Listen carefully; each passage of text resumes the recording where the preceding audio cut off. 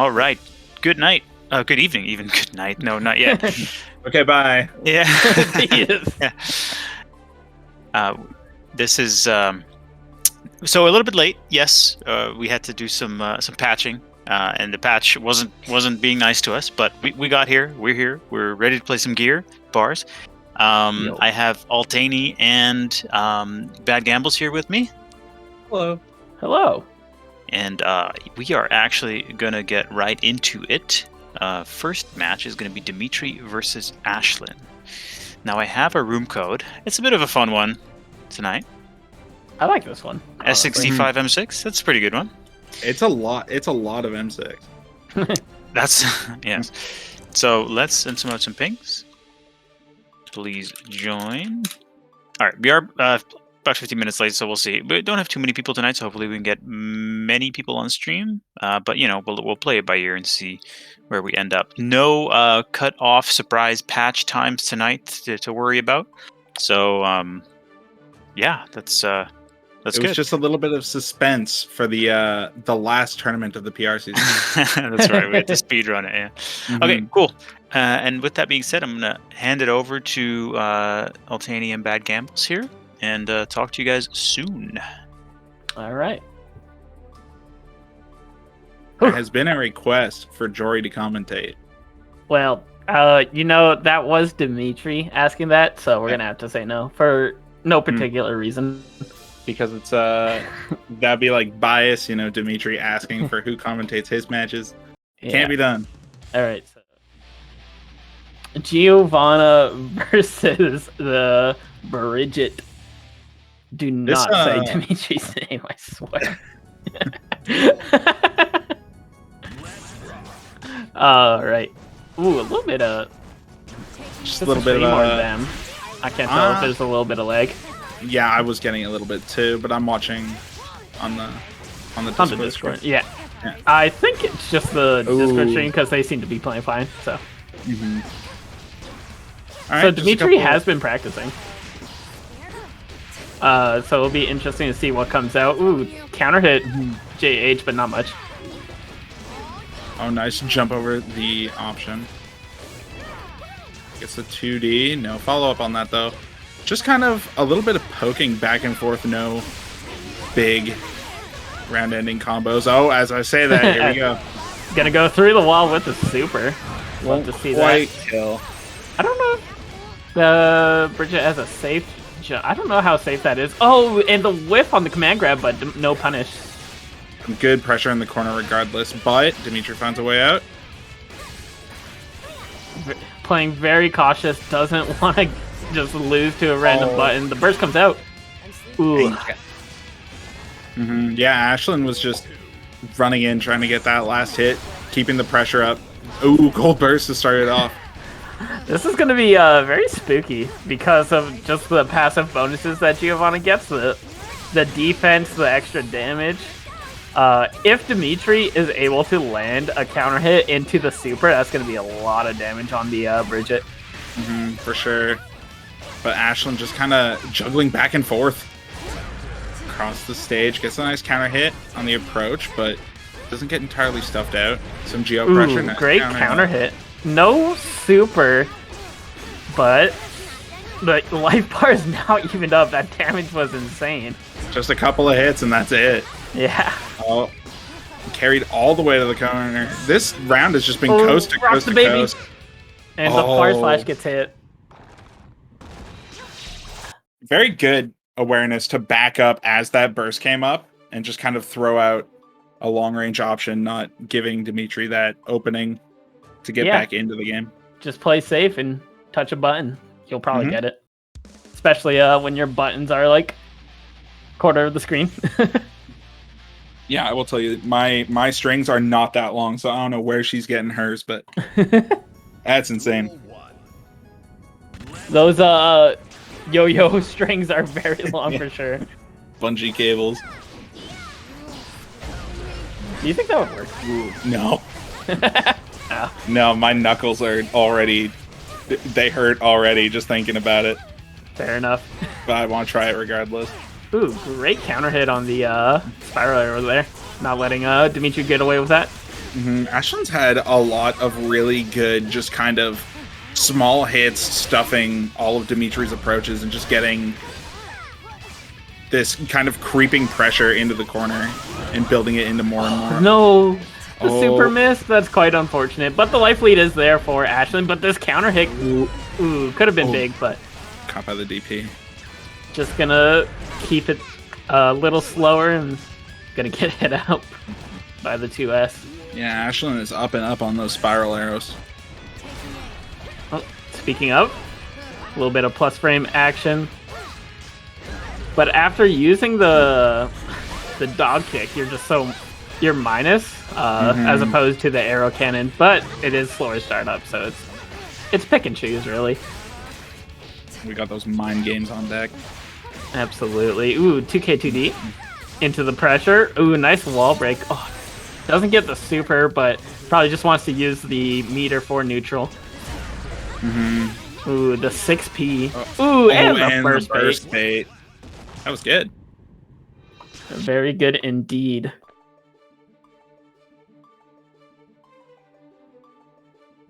I'm not sure how well versed Dimitri is with this matchup, but I know that Ashlynn's played a fair amount of it over the last few tournaments. Absolutely, with and then Beefaroni in the scene, and yeah. Although aside from like a few people, Giovanna is not super popular. No, definitely a character that you see a lot in like certain floors, and then you'll go like entire days without seeing her. So yeah. Ooh, counter hit, but the burst comes out immediately. Didn't want to deal with the extra damage that was for sure gonna come. Oh, and yeah, just these stray hits from Giovanna just take so much of Bridget's bar. Or life bar rather. Ooh, nice gets the counter hit 2D, but unfortunately was not prepared for it in the burst bait too. Ooh, what a combo! You gotta go through the wall too. No super, unfortunately. Probably didn't have any time, but looking like a strong start for Ashlynn. Dimitri has 100 meters though, so anything could happen. Oh, go through the super, Dimitri. No. Oh, that could have been it. Giving Ashlynn another chance. Nice 5D. Oh, misses the grab. Oh my goodness. The whiff grab, very unfortunate for Dimitri. The counter hit. Back in the forth.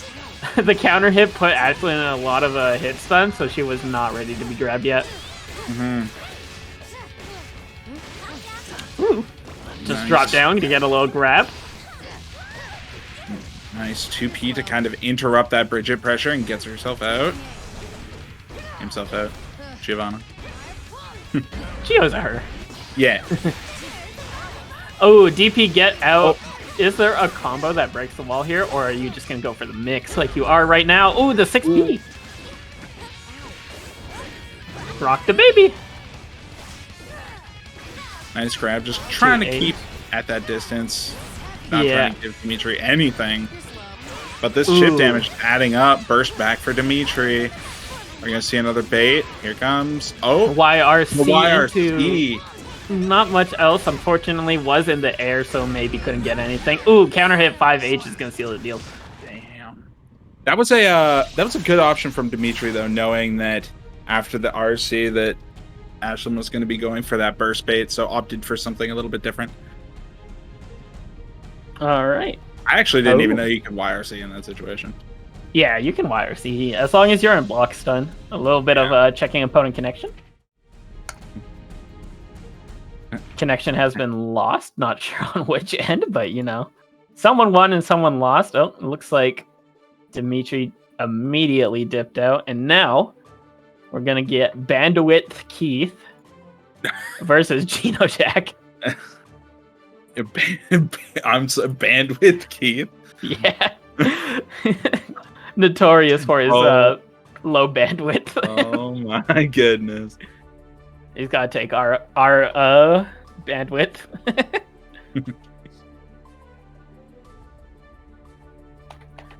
Bandit Keith versus GenoJack. This time I'm doing the timestamps as we go along. Ooh, and it will be smart. Smart, big brain. I'm using the What is it? The timer on the stream. That's a very helpful addition that Twitch added like a bit ago. They're just like, shit, YouTube's actually getting big. We need some stuff. If a rollback frames spike when I'm on defense, it's my opponent's fault. Good one. Ooh, good one, Keith. I think that's Keith. I hope that's Keith. Man, okay, everyone has different names and everything, and it makes it really confusing for me, who's already bad with names. It does make it hard. Just change your name, dude. It's free. It's free. It's free real estate. But what if he is actually just 14 control freaks in a hoodie? Yo. What if he has 14 controllers? Knowing Keith, actually, that would make sense. But like he's got like the control freaks from like the Modern Warfare 2 era that they always used to try and sell. Dude. I wonder what happened to those. Nothing good, for sure. Yeah, they're gone. All right, we got NSFW going on. Game 1. What did you say? That's the song title. Oh, sorry. I have the music like super low, or just the game audio super low. Anyway, we have some openings from Dimitri. GenoJack playing his very patient game of just trying to wall Eno out, but that's scary. It is hard to do. The Eno pressure is so scary. I was playing against Keith earlier, and it's not fun. And also, Keith has a refusal to block. He did not pay $60 to block. No, absolutely not. Immediately, the block string ends immediately on the offense. Ooh, the grab kills there. I guess that makes sense. He was a little bit lower. He doesn't block. His internet does it for him. Blocking doesn't do damage. True. True. All right, nice opening from Keith. Still no burst from GenoJack. We will see if he has a plan for that. Kind of just getting Eno into the corner. Nice 2K to get out though. What a 2K. That was the biggest leggy. It was a Nago leggy. You know, for how bad this character supposedly is, she's got good buttons like 6P, JS, and 2K. The bad characters in this game, it's so hard to call any of them bad. Yeah. Well, most of them. Okay, Pot's not having a good time. But like Anji, sometimes you just go into a match against an Anji and you die and you're like, what happened? I don't know. I'm just dead. I'm telling you, Keith, as soon as there's like the slightest opening, he will press a button. He has like the frame data in his brain. He's like, I know I will get this 5K out 1 frame in time, and it just goes full offense. Blocking down to a science. That's all he studies in training mode. He's like, when can I press the buttons as fast as I possibly can? Found every opening in the game against button. Button. All right. Game 2. Dude, I hate Chemical Love. GenoJack with the safe start, but yeah, Chem Love it's big, man. It is a big. Nice grab. Just doing a little bit of mixy, playing a little bit of patience. Oh, the PRC over the 2S. The Chem Love PRC covers like every option. I think GenoJack just straight up gets hit. True. He was pressing those. Nice. Oh. Gets the grab tech. Just kind of playing some distance neutral, that Chem Love. Losing to the fireball. GenoJack getting in. Oh, PRC gets knocked back into the corner. Is he going to burst this round, or is he going to opt not to? Absolutely should not burst. Gets the grab. The RC did not come through. Oh, the 2K OTG just wasn't quite enough. Probably had full faith in it, but maybe just didn't realize the meter. I thought it was going to kill. Sage Am got all my points on that 2K. Or 5K, rather. Oh, nice fireball. Under the Chem Love. That was a sequence of things that happened. All right, just keeping Eno out. With the stun edges. Ooh, the stun dipper. And we're going to get the swag combo. Cut it a little short. The guy jump those combos are so sick. Absolutely. Reversal supered, though. Health is even. But Keith almost has burst. There it is. Probably does not have to use it. No, absolutely not. No Oki can be a little hard to deal with, but it's also very bad. You can kind of just throw out a button, and sometimes you'll just clip and ruin her life, day, year. Yeah, it's one of those things that I will say is probably less scary than it looks, but I would get hit every time. So I don't know. Absolutely. Yeah, I'm a note get hit buyer 100% of the time. Sometimes it feels super real, and sometimes it feels super fake. All right, game 3 here. Oh, GenoJack, sparing no time, is not going to back up to get hit by Chemlove this time. Ooh, unfortunate 6P there. Gets under with the not the Chemlove, stroke. Ooh, great combo. Yeah, that's a lot of damage. All right. Carrying all the way to the corner. GenoJack just getting absolutely blasted this round. Oh, just every option that Geno wants to do. He's getting absolutely stuffed out, but finds the 2P, gets it. He does get Keith's burst, which, definitely more than was initially advertised at the end of that round. Absolutely. Getting the burst there is huge, but we'll be seeing if he'll be able to get anything off of it, but unfortunately the J-Ass goes over the Stun Dipper. Converts into a combo, going through the wall. Looking a little bleak for Geno. The triple stroke. Oh my goodness. Dude, I hate that super. That was... I got lost. Dude. I got lost. I couldn't commentate it. You got me. that super, right? When you get hit by it, it goes... or if you block it and then you get hit by the next move, it calls it a blue beat combo, which implies that it's fake. But it doesn't matter because you're guard crushed, so... Mm-hmm. It's as real as can be, in my opinion. Whoa, that's all right. you. That is me. I will be up next. That be he. It is true. It is BadGambles VS YoungMattius. Good luck to Mattius as well. All right, I'll see you on the other side. You bet. Good luck. Now, is this going to be a sin? What are we seeing here? What are we getting? I believe we are seeing the sin. Because I heard there was a new character in this game, but I haven't seen it. Supposedly. I believe he came out the week before last, as we did not have one last week. Yep, that's... And he is... Gambles has been on it, for sure. Definitely been grinding it away. All right, let's see what we get. First, I thought it was just the cooler Kai that came out. Yes, the cooler Kai, the Kai that has crypto, has bitches. Damn. Okay. Yeah. Has a car. Yeah. And fights with a flag pole. A flag.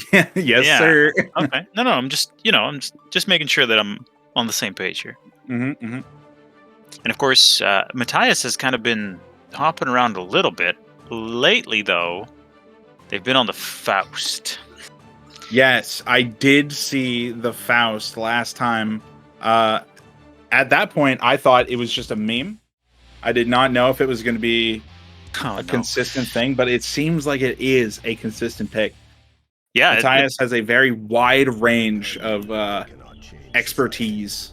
But he's played with the best Faust this side of, or in Yellowknife, or wherever. So it's it runs in the family, clearly, right? He has the tack, yes. Let's get this over with. Mom's waiting. All right, here we go. New character. First time appearing on an OKSL stream. Let's see what we get. Of course, Gambles has the Tron skin. It's the neon PlayStation. Nice 2S to kind of open up that Faust. Oh, beats the burst. This will not quite be a wall break. Oh, it is? That was actually a crazy 2K to keep that going. I think that was a 2K. But here we go. We're fighting back. Mattius not afraid, but maybe a little bit bloodied up after that round start there. Mm-hmm. Yeah, I've definitely seen quite a few combos out of Sin that use very little stamina, very little meter, but look at that. That was 2 openings, and just that seals the deal. This character is incredibly scary if you let him open you up. Some huge conversions there for sure. And I think maybe he has the potential to really bully Faust as well if he doesn't get the right mix of items out, right? I would imagine so. It seems, at least just at first glance in this matchup, that the buttons that they have kind of in that longer range of neutral are similar, but Sin's feel almost a little bit faster. Yeah. Yes, sir. That 2S coming out fairly quickly, low profiles, a lot of moves. It's really hard to deal with. I believe there's actually a safe setup in the corner where it goes under all DPs. Oh, I see. It's a scary move to deal with. Mattius is absolutely. Let's see if the super is gonna. It is gonna connect to it. Of course, that is gonna kill.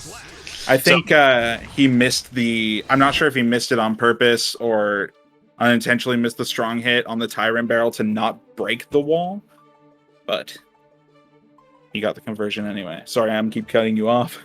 No, not at all. There's a lot happening there because these conversions are massive from this character. It's quick, yes. This happens quick for sure. And especially here, for a large part of that round, Mattius was just absolutely fighting for his life in that corner. Yeah, I'm not sure what you need to do as Faust in this matchup. Like, given what Sin should want, you would kind of just hang back a little bit, maybe throw some items, kind of poke with your big buttons like you were fighting against someone similar. But Sin just has the ability to kind of activate his win condition so quickly. Like that, he hit a random counter hit, 2S, going under almost everything that Faust could throw at him, and got a wall break off of it. Yeah, absolutely. And here too, the range is really helping as well to keep that pressure going. Did you see that? The 2S is huge. Yeah, and to be able to convert off that is massive. Oh, we've got hairstylist going on. I don't think this will quite kill, but the chip damage, the double RC. This is going to be big for Mattius, though. He's one more interaction here, and the tie. We are getting a double. All right. Oh my goodness. Both I players. don't think we've seen one of those on stream in a couple of months, right? Yeah, a little bit. Both players are losing. I almost forgot actually what happens in gear when there's a double KO. But it looked like it just does the the usual thing where both players just lose a round. Yeah. Yeah, it's definitely very rare. Things just happen so Took quickly. the game a little while to process it too. We had a little bit of a freeze after that. Yeah. Game thought about repatching again. Ooh, and there you go. That's the wall break. I'm not quite sure the timing window to get the strong hit off of Tyrant Barrel, but it definitely leads to some strange interactions if you hit it versus don't hit it in the corner. Yeah. But playing some volleyball here. Oh, is that going to connect? I'm not. No, not quite. Blocking it out. Small punish. Mattius with the opening here. Oh, but just getting stuffed out by that 2P. Yeah, Mattius committing burst earlier there, so now has to make sure he doesn't. Ooh. Wow. Yeah. And that I will say, Gambles, that is not a Sin thing. That is more of a Gambles thing right there. Yes, absolutely. Where, you don't, you don't DP every once in a while in neutral. And it's a little bit scary as Sin to commit to that DP, because I believe that the attack that comes down is negative, so you have to spend meter, but no matter what you spend meter on, you are putting yourself in danger. So it's a little more risky, but I'm sure Gambles isn't worried about that. He's willing to take some gambles, good or bad.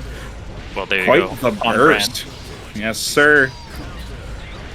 I wonder if that was like a B+ thing. I always have to wonder when Gambles does weird things, because he knows just so much random junk about the different interactions. Specific setups, yeah. But this looking like a good run for Mattius. The army coming in. He's surely not going to connect here. Block. No. Oh, goes over. Yeah, we are over.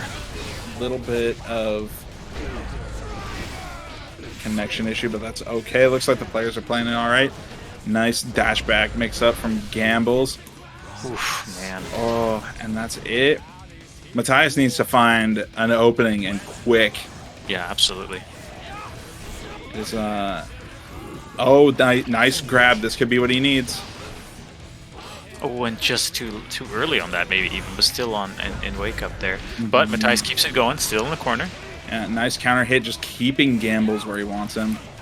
Just keeping him locked out, kind of dancing in between that super close and super long range, kind of forcing Gambles to pick some very weird options, and Mattius just making all the right reads. Yeah, that was a wonderful round for Mattius. Finally, getting a good one on the board here. Let's hope he can keep this rolling now. The burst is back for Gambles. Mattius does not have it quite yet, but he has enough life that he should if Gambles finds an opening here. Bomb going a little too far to help him out. Now Gambles has the pressure. How's he going to convert? Oh, but going over and getting the counter hit. Getting bursted back into the corner. Can Gambles find a way in? Does get the counter hit, but no follow-up. That 6K not connecting, and this will be it. That should be it. So Mattius takes the game. Picking up a game here. Seems to have found his footing a little bit here now. Yeah, Mattias's ability to adapt to various situations is very impressive. I noticed it a lot when he would kind of throw out those very sparse spike encounters, just like when you least expect it, but it almost like he knows it's going to hit regardless. Sure, yeah, definitely good foresight there. And here too, I mean, this is a new character, so everyone's going to play him drastically differently, right? Yeah, and I'm not sure if he has much experience with the matchup. I'm not too familiar with who's played who, and of course we didn't have the tournament last week, so it's just kind of up in the air. Oh, gets gold bursted. I'm gonna do... Oh, I do not think those are the items that Mattius wanted there. No, nothing ranged. He does get meteors after, but doesn't get anything after it. Oh, goes right underneath with that elk hunt. Nice grab. All right, forcing Gambles into the corner. Oof, so unfortunate that Faust naturally seems to push himself out of pressure in the corner there. On block, right? Like, I almost wonder like how far you could get him to go with IBFDs if you could max out the screen size. Yeah, I'm just noticing that now, that Faust is just kind of pushing himself out of pressure there. Ooh. But Nice now grab from Gambles. Yeah, had no burst there either. Oh, and he does use that core circle back slash to go over the crouch. Not that time. He does block it, and he gets himself out of the corner, Mattius. Yeah, bit of music playing as well.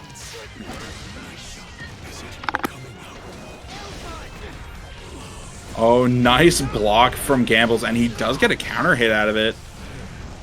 Are either of them going to convert this situation? Nice 2P, but not quite enough to get out of the pressure. Oh, okay. Ooh, this is pretty insane pressure with so much back and forth. Absolutely. Oh, the 2S read. Actually, I think 2S kind of just beat either option there. Nice 5Ps to kind of stuff his aerial approach, but Mattius just kind of throwing out these huge buttons. Both of them just playing with absolutely gigantic buttons. Oh, and that'll be it. Whew, a bit of a slugfest at the end. Yeah, that last match was just, they were just scrapping. I don't know if either of them had a game plan in that situation or if it was just mashing buttons, but I respect both of those playstyles. Sometimes you just have to hit buttons to remove life. Yes, sir. All right. So good job. Next up, we have Beefaroni versus Jmac. Beefaroni versus Jmac. Now, correct me if I'm wrong. I think this was almost a win for Beefaroni last week. I think Jmac came back and clutched it. I don't quite remember. Yeah, welcome back, Gambles. Thank you. Yeah, good job. Yeah, we could go back and have a look, but I will say that Beefaroni has tremendously improved. Like, yes, is now among taking sets, taking games off of people that he definitely wasn't before, right? So huge improvement there. So So, and always, you know, Giovanna player. So we have one or two in the scene now. So Jesus Christ. it's a good time. I just saw Beefaroni's name. Drunk driver. Oh, Rip Martha 2019. Dude. Oh, dude, Beefaroni coming in with gamer names. That's a hot name. Time. Every time. Jesus. All right. We have the first match. Yo, more Jmac coming out NSFW? swinging. Oh my goodness. Ooh, the JS connects there on the 2D? What? Jmac just with the pressure. Just going off their last on-stream set, at least to my recollection, they Jmac just not giving Beefaroni those opening hits, just going absolutely in, but Beefaroni finds a way in. True. Oh, what a combo. Gonna be able to send him right to the corner, not gonna go through the wall, but the grab is gonna be real nice for the pressure. Ooh, doesn't get the grab reset though.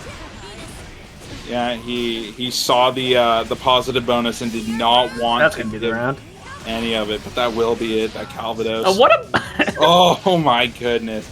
Using all of that meter. You didn't have to do that. Every single ounce of that meter. Ooh, a great JH here. Gonna be sending Beefaroni into the corner. Oh my goodness. Oh, and the burst bait too. Well done. Gets the 2K into the grab. No super to finish it off there, but ooh. Nice counter hit. These counter hits coming in. Three! Send him right back! Sending him right back. Jmac pressing. Jmac does have 100 meter though, so. Okay, well, had 100 meter. Damn. There was so much positive bonus on the screen. Holy smokes. There was a lot going on in that last little bit there.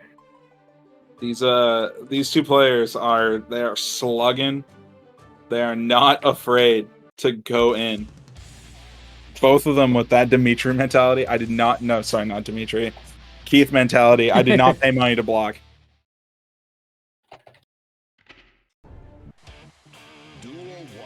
All right, game 2 here.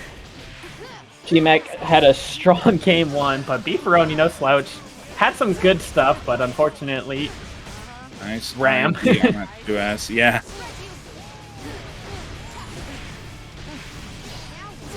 And, oh no follow up on that. Maybe that wasn't quite enough to break the wall. Ooh, and that was a great opening. That's mad unfortunate. This is going to be a lot of damage. Oh no! But even so, it was a lot of damage. It was a lot of damage. Is he gonna get Jmac's burst here? Jmac holding on to it, does not commit to using it. A little unfortunate for Beef there. Had some good stuff going on, but unfortunately, Jmac a little wiser with the throw tech. Just checking your real quick score. Is it 1-0 still? Yeah, it's still 1-0. Okay, yeah. Perfect. Thanks. Yep. Ooh, the dash cancel into the sword throw. Well done by Jmac. Gonna be able to get the sword super? Sword super? Beam super? Through the wall. That's the only super I know the name of for Ram, and that one's Calvados. Yeah, it's because she says it. Ouch. Wait, that's not true. You know Tyrant Rave. For Ram. I don't know the name of her other one. Or any of her which she also says. Yeah. The pressure is insane right now, and it's gonna just be a 2S into the Rekka there that finishes it. You can quiz me on any character super right now. I can be the fastest answer. Won't be right, but I will be the fastest. Fair enough, you know. If that's what you need to be the fastest, sometimes granted. Yeah, sometimes you just have to go fast. You do not have to respect their pressure or their defense. You just keep holding forward. I just checked out Twitch chat. There's a couple of things that I just need to point out. We got Johan with Durag Daigo loves gear, and Trentley saying that Ram gets Tyrant Rave. December 15th. She needs it. All right, Ram is the base character December 15th. Yeah. If Ram gets Tyrant, dude, they should just give everyone Tyrant Rave. That would be if they had to replace a super with Tyrant Rave on every character, that would be the biggest nerf to every character of all time. True. Ooh, and a great counter hit into the super. This is going to send through the wall and be the end of the round. Yeah. If you think about it, Mortal Botto try is not kind of to. like one-hit Tyrant Rave. Yeah, but it's also like invincible and more like a DP and good Sauce is invincible. for a sec. until he gets hit. True.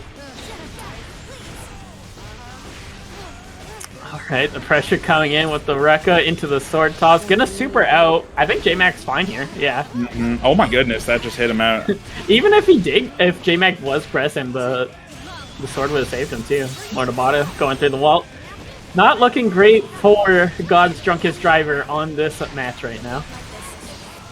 There's no cars on the screen. If this was a race, it would be no contest. Gets the grab reset. But he's Beefaroni! Oh!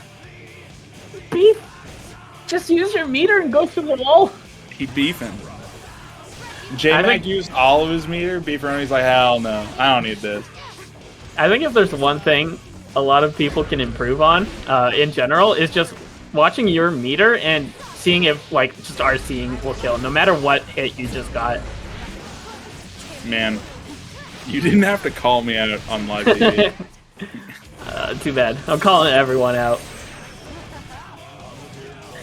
For his confident alcoholic motives. Oh, Trent. I miss you, man. Please enter a bracket after December 15th. It did! Holy. Yeah. Ooh, the counter hit 2D. Gonna get the combo here. Oh no, wall break and the burst! I feel like there might have been a better combo to do, but he's gonna seal the deal with the 16. Oh, goodness. Biggest fist! Oh my goodness, that is 2-1? 1-1? 2-1? 2-1. Well done by Beef. Doesn't go. What's the score? It's 2-1. 2-1? Okay. 2-1 for Jmac. Oh, fuck. Alright. Game 4.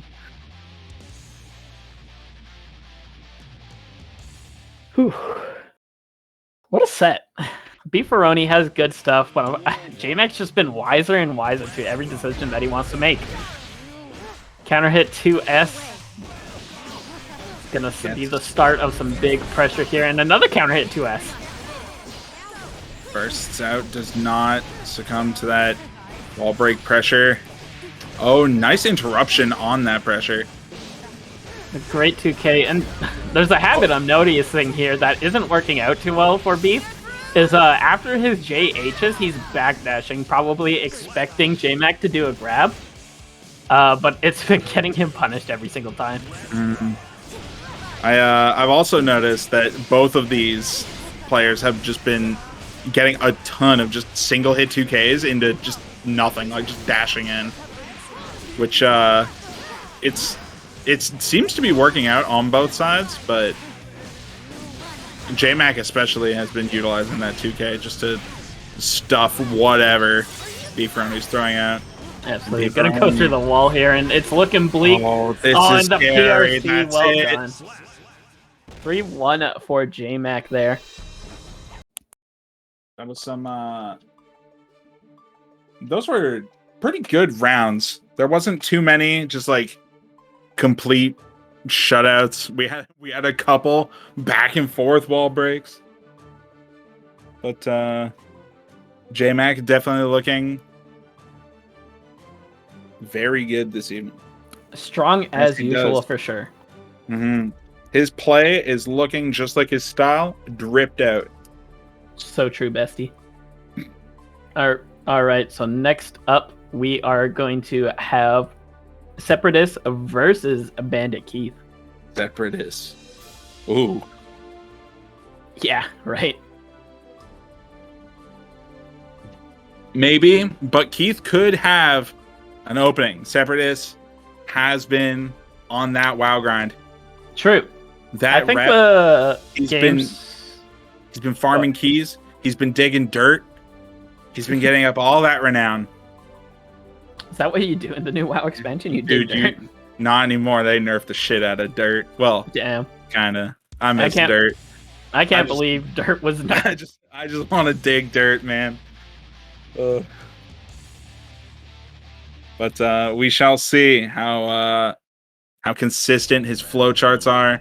Sepradis with just those absolutely terrifying hits on any opening. True.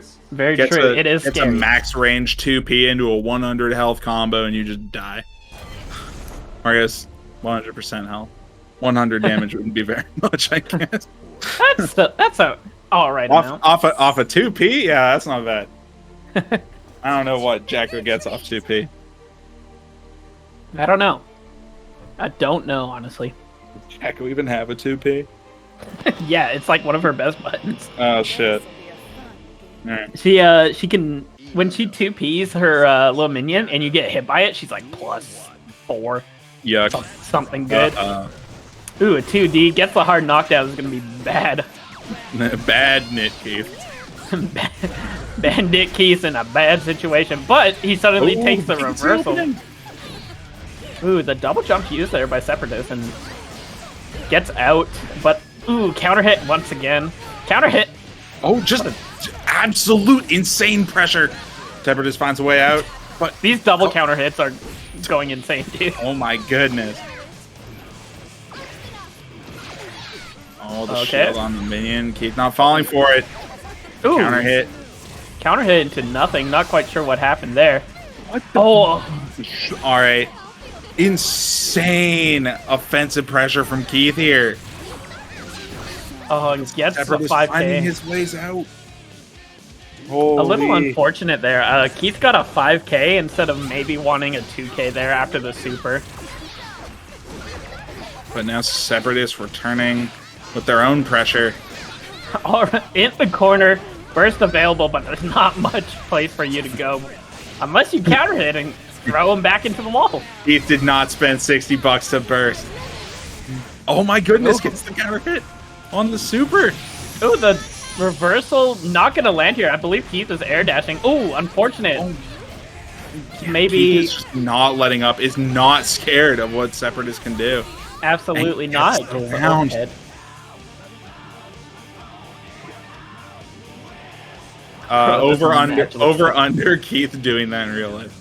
Yeah, I think it's this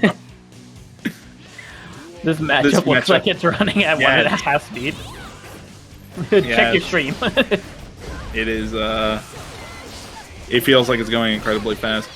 Both Yeah, of these characters, lots of They have fast animations. And they They're- can make things just look fast as well. and Impressive. neither of them have like particularly high health bars too, so they Yeah. just kind of melt. Oh, what a combo. What even happened? I did not even think that was going to wall break. I thought that had like 8 or 9 more buttons. All right, Keith with an opportunity here. Just has to keep the mix up, but the YRC comes out. That's going to be a lot of meter penalty. Actually, never mind. Positive bonus keeps Sepradis up with the meter. Jeez. Did not need it. First game going to Sepradis, but it was not. It was not a freebie. Keith finding those openings, finding that damage. This is going to be a slobber knocker for sure. Why do you knock slobber? Why is that a word? All right, moving on. Game 2. I believe it's like you knock someone and their slobber just goes everywhere. Hence the Oh, slobber yeah. knocker. Yeah, that makes sense. All right, bit of a neutral start here. Burst immediately from Sepradis. Doesn't want to get started in the pain train. Spawns the minion, immediately gets punched in the head. But Sepradis does have that pressure in the corner now. Oh, finding a way out though. it does things that I'm just like, yeah, that makes sense. But like how... You just have to have a lot of like practice to do it, and it just catches me off guard every time.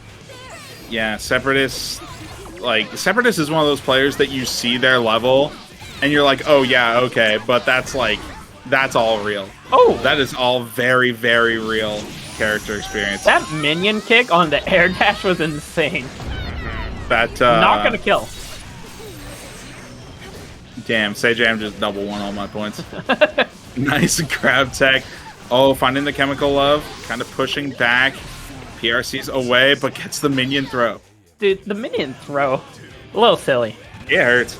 It beats everything, pretty much. Except for like 6 keys, but if you react too late, you're gonna get hit anyway, so have fun. The pressure is insane. Ooh. Oh, the burst bait on a gold burst. The left-right mix. What? Alright. This is crazy. Here, by the way. Yeah, I'm just watching it. I'm like, yeah, this is all just stuff that's happening. Stuff is going on, and Sepradis going up a second game here. A little more dominant that time around.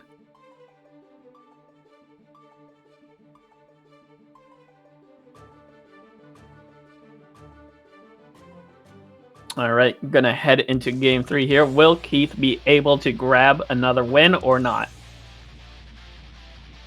We shall see. Maybe Keith will opt to go for more of that hyper-aggressive pressure that he did in that first game. The problem is you have to get there first. And Sepradis are very good at just keeping his turn. Oh, great burst bait. This is going to be very bad for Keith right now. Ooh, the grab. What is that combo? What is that combo of the grab? Am I crazy? I think Sepradis is crazy. What kind of voodoo magic is this? Tactical players. Alright. Keith kind of just weaving back and forth, trying not to get caught by things, trying to find an opening. But these minions are making it very hard. Absolutely it is. And this is the problem, right? Jacko's got insane offense and makes you want to play defensive. But you can't play defensive against Jacko, otherwise she's just going to steamroll you. You really do have to have that I'm just going in mentality. But you also have to respect the minions, kind of be ready for them. It's a rough one. It is a rough one, and it's very hard to deal with, but once you are in, it can be hard for Jacko, as her only reversal is a grab, so... Yeah, but Sepradis definitely showing that kind of proficiency that that grants Jacko such a high rating in like Japanese tier lists. A lot of them put Jacko at like a higher B or a low A. And this is that kind of stuff, I think, that grants that outlook. It was a great navigation of the minions for just a second, but the second minion hit caught Keith, but now Sepradis is in the corner. Oh, that was actually crazy that the burst went that way. Yeah, I'm not quite sure what happened there. A little unfortunate for Keith. Oh, that's going to be it. That's actually insane that the burst went that way. Yo, check the disc. I think it was the 2D, and with the burst like going, she goes forward a little bit. Yeah, with the burst sending Keith upwards, it gave enough room for Sepradis to go underneath. That was dominant showing by Sepradis as always. But Keith finding some crazy openings, winning rounds, giving Sepradis a run for their money. This is definitely some the god bleeds type shit. Ooh, I gotta play my set off stream. Okay. Best of luck to you, and I will see you on the other side. Alright, good luck. Thank you. That was actually pretty good. Keith held his own there for a lot of that, for sure. So sorry, go ahead. No, just no, you go ahead. I was about to jump to the next match here, but let's finish our thought there. I was just gonna say Keith is definitely one of those players that sometimes like it looks like he'll be getting pressured, and sometimes you can catch him like mashing and stuff like that. But when he gets his offense, it's just terrifying.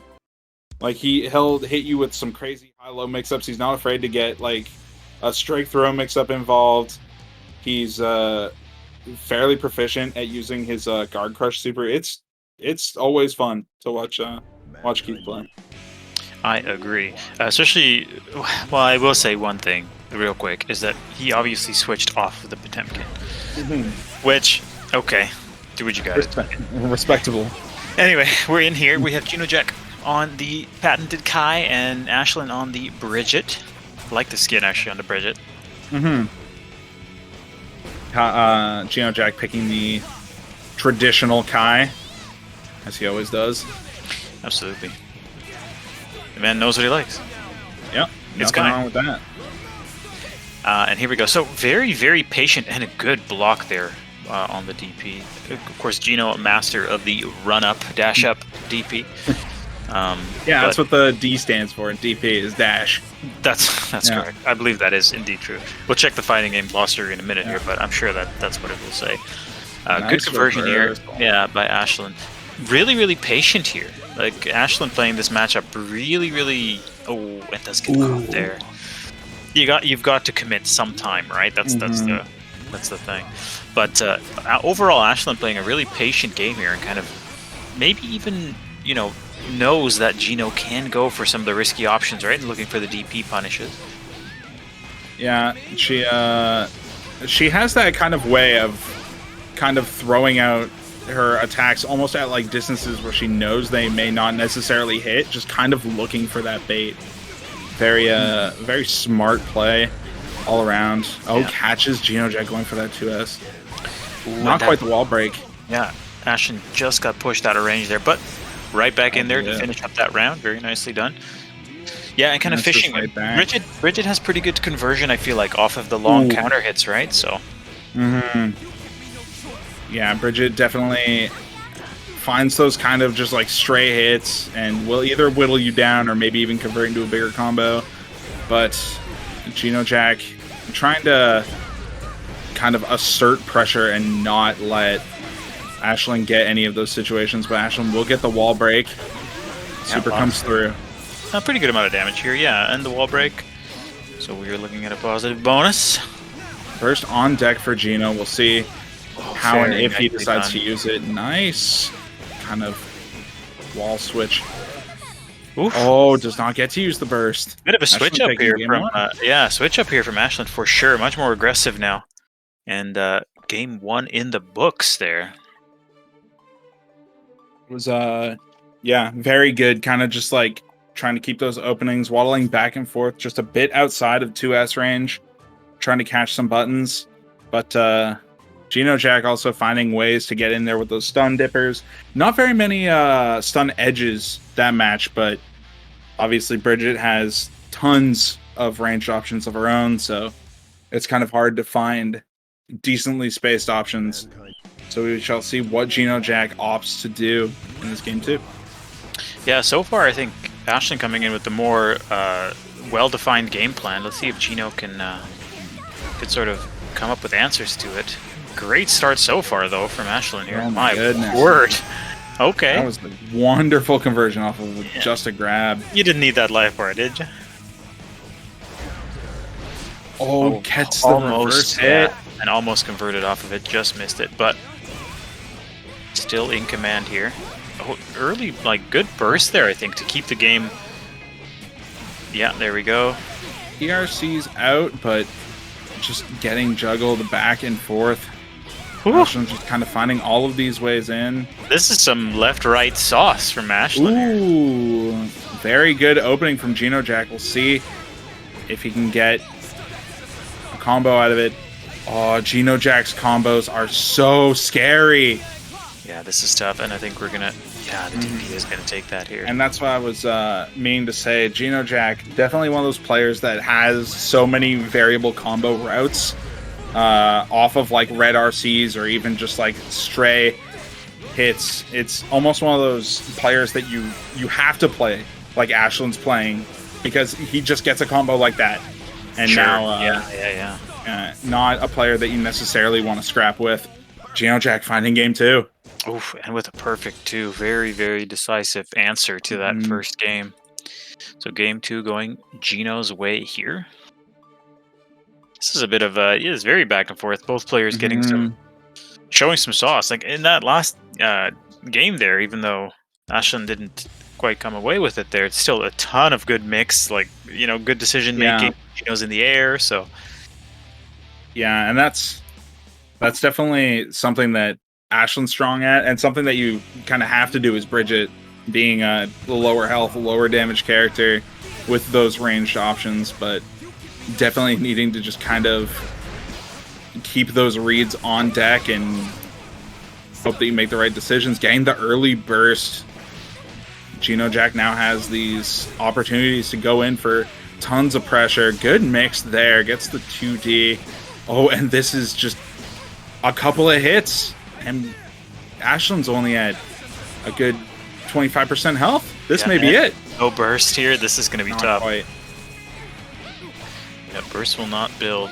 Geno, of course, going to hold on to his. Ashlynn does find the counter, though.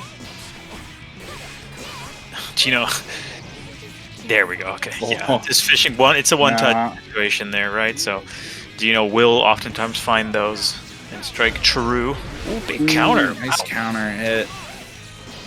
Good conversion into the corner, but then the DP. Oh, but the DP back got blocked.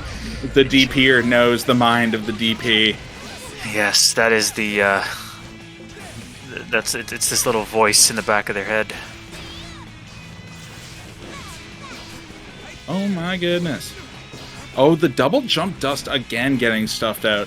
I'm not entirely sure what he's trying to read with it, but he seems confident in the plan. Does still have the burst on deck for Ashlynn. There it goes. Oh, gets caught by the jumping stun edge. That'll be game 2 from GenoJack. He found his footing. Found his footing, yeah. Yeah. Able to execute his game plan and kind of... Kai, I think, wants to control it, right? With the projectile and with, the control of the air and everything. So finding much more control here. But Ashlynn has definitely shown the sort of resiliency to turn it around. So we'll see what we get here.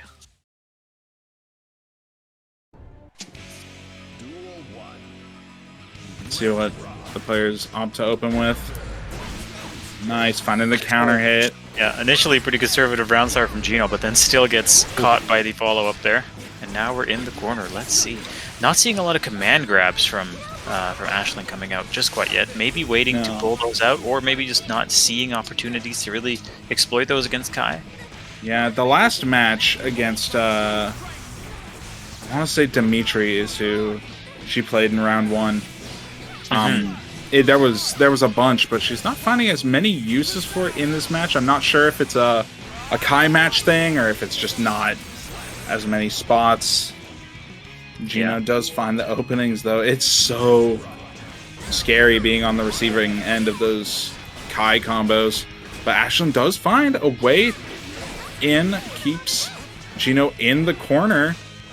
And look how back and forth this is, right? Now, Geno's... Oh, here we go. Nice. All right, maybe we'll start seeing more of the command grab now.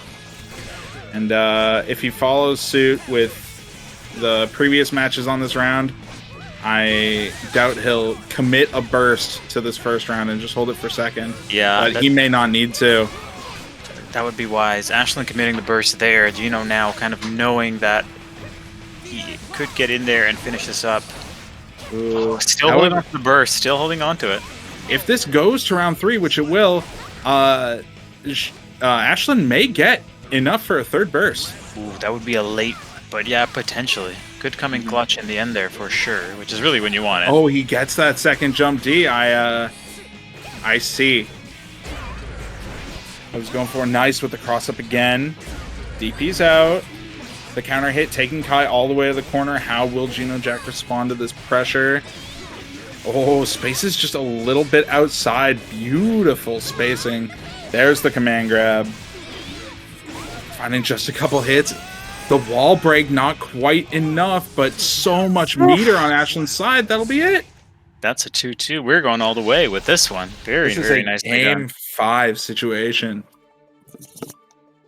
Yeah, and this is, of course, a elimination round as well. So...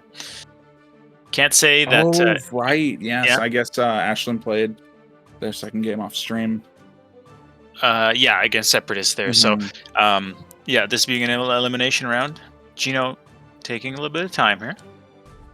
And that's okay. Fully within his right to take a breather, reset. Gotta get that little bit of recomposure. I don't know about you, but sometimes in those smash sets, you're down like 2-0. You just have to take that deep breath, soul search, and try to get 3-0'd. No, I just win. Oh, there you go. Yeah, Yeah, I unfortunately cannot speak from such experience. Well, that, you know, it's fair. We all get to our destination using different routes. Definitely the soul search in to get 3-0'd anyway, Master. So, really, good. Really, Good 6P getting that burst. super patient start here as well, but committing the burst early by Ashlynn here. Yeah, Ashlynn definitely just does not want GenoJack to get anything like this. Like this, Any of these kinds of combos. Does not get the Fujiwara follow-up. I'm not sure if it's supposed to follow up or if that's just a kind of safe setup, but Ashlynn does find a way out. Oh, the command grab does a grip, doesn't it? Ooh, yeah, it's a bunch of damage. Kai just kind of returning all this pressure, though. And this is... catches the jump. That was such a scary spot. The heavy stun edge, that's going to grant so much block pressure. It's almost like get caught jumping or get grabbed. Pretty much. And I think that was one of the true guess for game situations there that you get into. And GenoJack starting off this round with great pressure. DP out there. Sometimes you just got to say, get your hands off me. Both players do have burst. We shall see when they opt to use it, if they opt to use it. Nice opening from Ashlynn. Gets a second one. This may be a wall break. Not quite. Not quite. No, burst on deck for both players here. Not too much off the YRC. Oh, the burst! That was a cheeky burst, but Ashlynn DPing to get out of dodge there. Very good. Ooh, is this gonna... Oh, this may connect. No. Not quite goes through. Okay, we did not have any hurt boxes active there. That's okay. Burst committed now. Both players have 50 meter on deck. We'll see how they choose to use it. This is it. That's going to be it for GenoJack, taking it 3-2 over Ashlynn. That was an absolutely wonderful set. That was a great set. Yeah, that was the best set tonight so far, and possibly even the best set we'll see, because that was extremely even and extremely really back and forth from both players. Some really good sauce coming out there. So yeah, both players really nicely done. Yeah, they definitely weave through each other's kind of strengths and weaknesses relatively well. Absolutely. All right. Interesting. Next up, we have our friend YoungMattius versus Beefaroni. Beefaroni versus Mattius. This should be... Oh no, this is the set. I was thinking that was that went relatively close. It was the no, I believe it was Jmac. I don't remember. It was 2 weeks ago. Someone remind me. Yeah, someone must know. You know, speaking of, this is a good point, and this is why we have VODs on YouTube. I do love the YouTube VODs. Yeah, look us up. Gambles has been on that that train of making sure they're all nice and time stamped. Absolutely, yeah. The chapter technology is now part of OKSL. December 15th, Prage. I keep seeing that date come up. Is that patch day?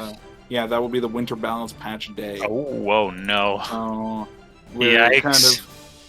Kind of, it sounds like, at least from the developer backyard or whatever it was called, they were saying that they didn't want to so much nerf the higher end characters. They wanted to buff the lower end characters kind of up to that level, which in a fighting game, I definitely agree with that kind of mentality. There are definitely some games where you can't necessarily do that, but in a game like Strive, I feel like you totally can, especially since we don't have like those one hit kills that some other fighting games may offer. Yeah, that's fair. Let's talk to the fans real quick here. Keith's in-game name. Well, give Angie a gun. We still got to check. Someone tell... Okay, my doc is sick. Anyone... My Dr. Mario is one of the best in Kelowna. #1. Your Dr. Mario? My Dr. Mario. That's terrifying. Yeah, Johan should come down and play some weeklies. long trek for him, though. Mayhaps one of these times. Blam wants that crossplay. Yeah, that's true. Is that the crossplay update? Or Oh, is it also the crossplay update as well? I'm not 100% sure on the crossplay I'm really update. hoping. Oh, sorry, I'm but totally let's- just ignoring this game. We have Beefaroni getting a huge lead on Mattius right away, taking the first game almost uncontested. yeah, close to a perfect there, Mattius. On the It is receiving end of quite a bit of Giovanna damage, but here we go. Mattius obviously very skilled in his own right. Got the afro. We got some fire going on. This is some big pressure from Mattius, kind of just a lot of- answering right back. Yeah, a lot of damage here. Oh, does find that dash in 5K, but gets bursted right back out. And both players just kind of scrapping back and forth. Does find the grab Beefaroni. So love the fact that that spiral arrow is plus on block. Yeah, it's kind of one of those buttons that you see it initially and you're like, oh, that's a noob trap. It takes forever to go off, and then you realize how plus it is, and you're like, wait a minute. Why am I not doing this? Yeah. All right, Mattius should be able to Nice clean up response. this But round. the banana. Oh, Oh, is that going to trade with a dive kick? No, it's going to absolutely demolish that it. kills. Yeah, and Oh, that was a 100 meter or close to 100 meter. yeah. Super. That hurts. Giovanna definitely in full grape mode there with that 100-meter. Mm-hmm. Beefaroni picking up the first game. Very nice. Yeah, crossplay beta did happen. We even had a little crossplay bracket during the time. I still have that client installed here. I don't. Yeah. I Oh, don't hold think up. it's going to be used. Oh. Uh-oh. We have the Faust expert. Sweet spot home run would have killed. I mean, you don't want it's up to you to let your brother know that. I mean, you know what I mean? This is, you gotta... Yeah, just don't tell Mattius. He doesn't have to know. He definitely, maybe, probably, hopefully won't watch this VOD and find it. All right, Does but now... not get the hammer connect. No, and kind of has to back away from the corner here now. And And he's kind of keeping that, just those back dashes, those air back dashes on lock, giving himself all that extra room to work with. And Beefaroni definitely finding it hard to kind of get in and get a hit on Mattius. Yeah, absolutely. Giovanna's fast, but not fast enough. Mattius finding round one. Yeah, Mattius playing with the spacing, like you said, really, really well there, right? Kind of moving in and out, trying to get and successfully getting Beef to commit to certain options that are then punishable. There was a very, very nice weight coming down. Did not let Beefaroni get anything else off of that. He got a just defend on his own banana. That's crazy. That might be like a normal thing that people do, but that blew my mind. That was cool as fuck. Sometimes you're just sick with it. I mean, what do Yeah. you Mattius definitely is sick with it. Nice jump dust going over, getting this huge combo. Swag combo by Beefaroni. Holy My fucking word. dick. That was crazy. And Does actually, not get the super. no, and dog kicks that super out of there. This surely is Beefaroni's round to take. Yeah, it's hard to play when the man is on that much moving. violence. Yeah. Beefaroni. If this was Smash, that'd be sick platform movement. Just zooming around.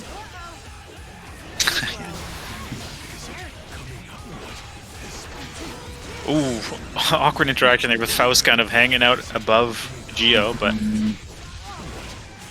Beefaroni trying to find that kind of like oh my god. proper time, just wiggling back and forth, stays patient. The bombs go off and enters into a Giovanna combo, but there is the trumpet for Faust, has to block it. Kind of resetting to neutral here. Oh, does find a home run. Yeah, that was a whole bag of tricks and a lot of explosives on the screen, but not too much there. And kind of resetting to... Trying to get the trumpet, but Faust just not letting Beefaroni get it. And that was some interesting matchup stuff. I thought we turned very items off. goofy character. I swear, Faust randomly pulls out a Pokeball one of these sets. I gotta get up. Looney Tunes. Yeah, that's some Looney Tunes type beat. All right, but in the meantime, Beefaroni walking away with that game as well. So that's a 2-0. Beefaroni up against young Mattius here. 2-0, but not entirely uncontested. Mattius being just super close to ending these games. So we may see that kind of Mattius switch turn on and just start blasting away at this Giovanna. He does get the first hit, gets the counter hit on Beefaroni. Oh, that's a lot of damage on that Faust, and does get the burst as well. The dive kick gets counter hit there. Unlucky banana. I believe that wolf kick is the 2D, right? For Giovanna? Yes. The Very infamous. very large, very disjointed. Fairly slow though. If you're ready for it, it is one of those things you can kind of react to. Sure. But oh no! Oh my god, the 100 meter damage is insane. Just absolutely disintegrating Faust. And as a note here too, Mattius on tournament life here, tournament round. Just have to find the reaction, knocking Beefaroni back into that banana peel, but was blocking it. Gets the counter hit, carrying Mattius to the corner. Mattius just kind of pushing Gio all the way back, but finds that 2D. Oh my goodness, just these single hits back and forth. But, you know, fighting Faust in the corner here, kind of boxing with a cactus, because he's got those long-ranging moves here to kind of fight his way out of the corner. And I believe it's the 2P is relatively fast for Faust too, so if you have a couple of holes in your game plan, it's just what it's kind of scary. Oh my gosh. Yeah. Mattius is not playing shamefully. He's like, you know what? I'm down. Yeah. Gets the trumpet, gets the meteors, goes in with the scarecrow. Yeah. Give me that round. It's one of those instances where you've identified your win condition correctly, and it's relatively simple to execute there. Just keep chucking stuff at him.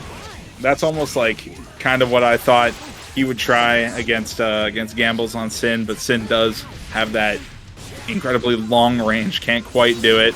And Mattius, like I said, he's found that switch, turned it on. Oh my god! Oh, not even a regular grab, gets the command grab. Hey, when you know you got it, right? So they have a coffin big enough for that afro. So Mattius fighting back, taking that round, but Beefaroni still up a game here, so we'll see if this Mattius has turned the page here and has figured out the game plan.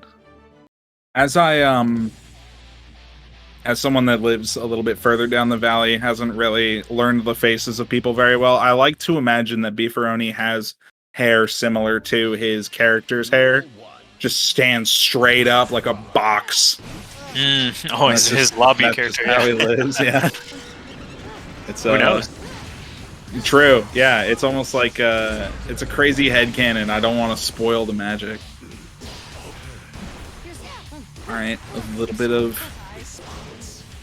combo back and forth. There is the health bonus on Faust, but Beefaroni does have the burst. Probably won't commit to it this round, but Beefaroni's done some crazy stuff in these games. So speaking of, what?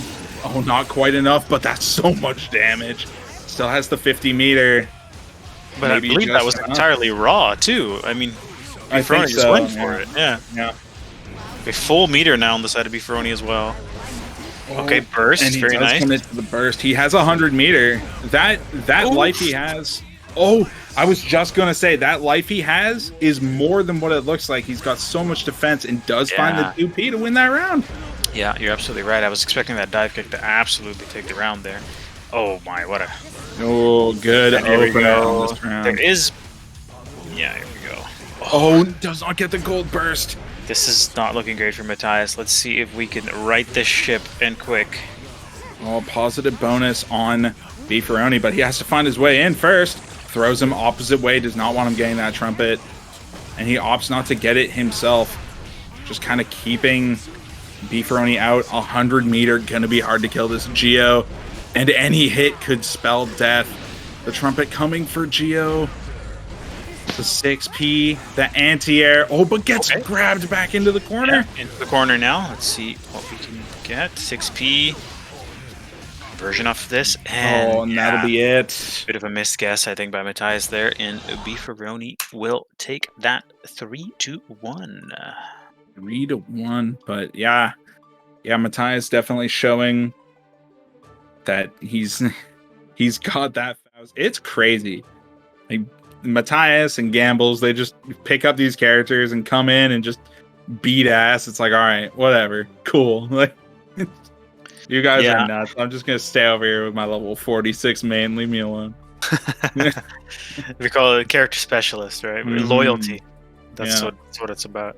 Yeah, that's all right. Jmac and Sepradis, the two next on the screen. They have combined level higher than anybody else in all of Strive. Okay, maybe not, but it's up there for sure. It is. I think I saw Umisho's wow, Happy Chaos level, and it was like 5,200 or something crazy. It was big. Gambles, is this you? Hello. Welcome back. Welcome back. How's your food? It was all right. Let's just ruin this VOD by having an interview over top of it. Just have a daily interview. Anyway, game 1. Oh, the denim Jacko. Whoa. I love that Sepradis always picks new colors. It's fun. Is a color picking player. Yeah. He picks colors like you guys pick characters. True.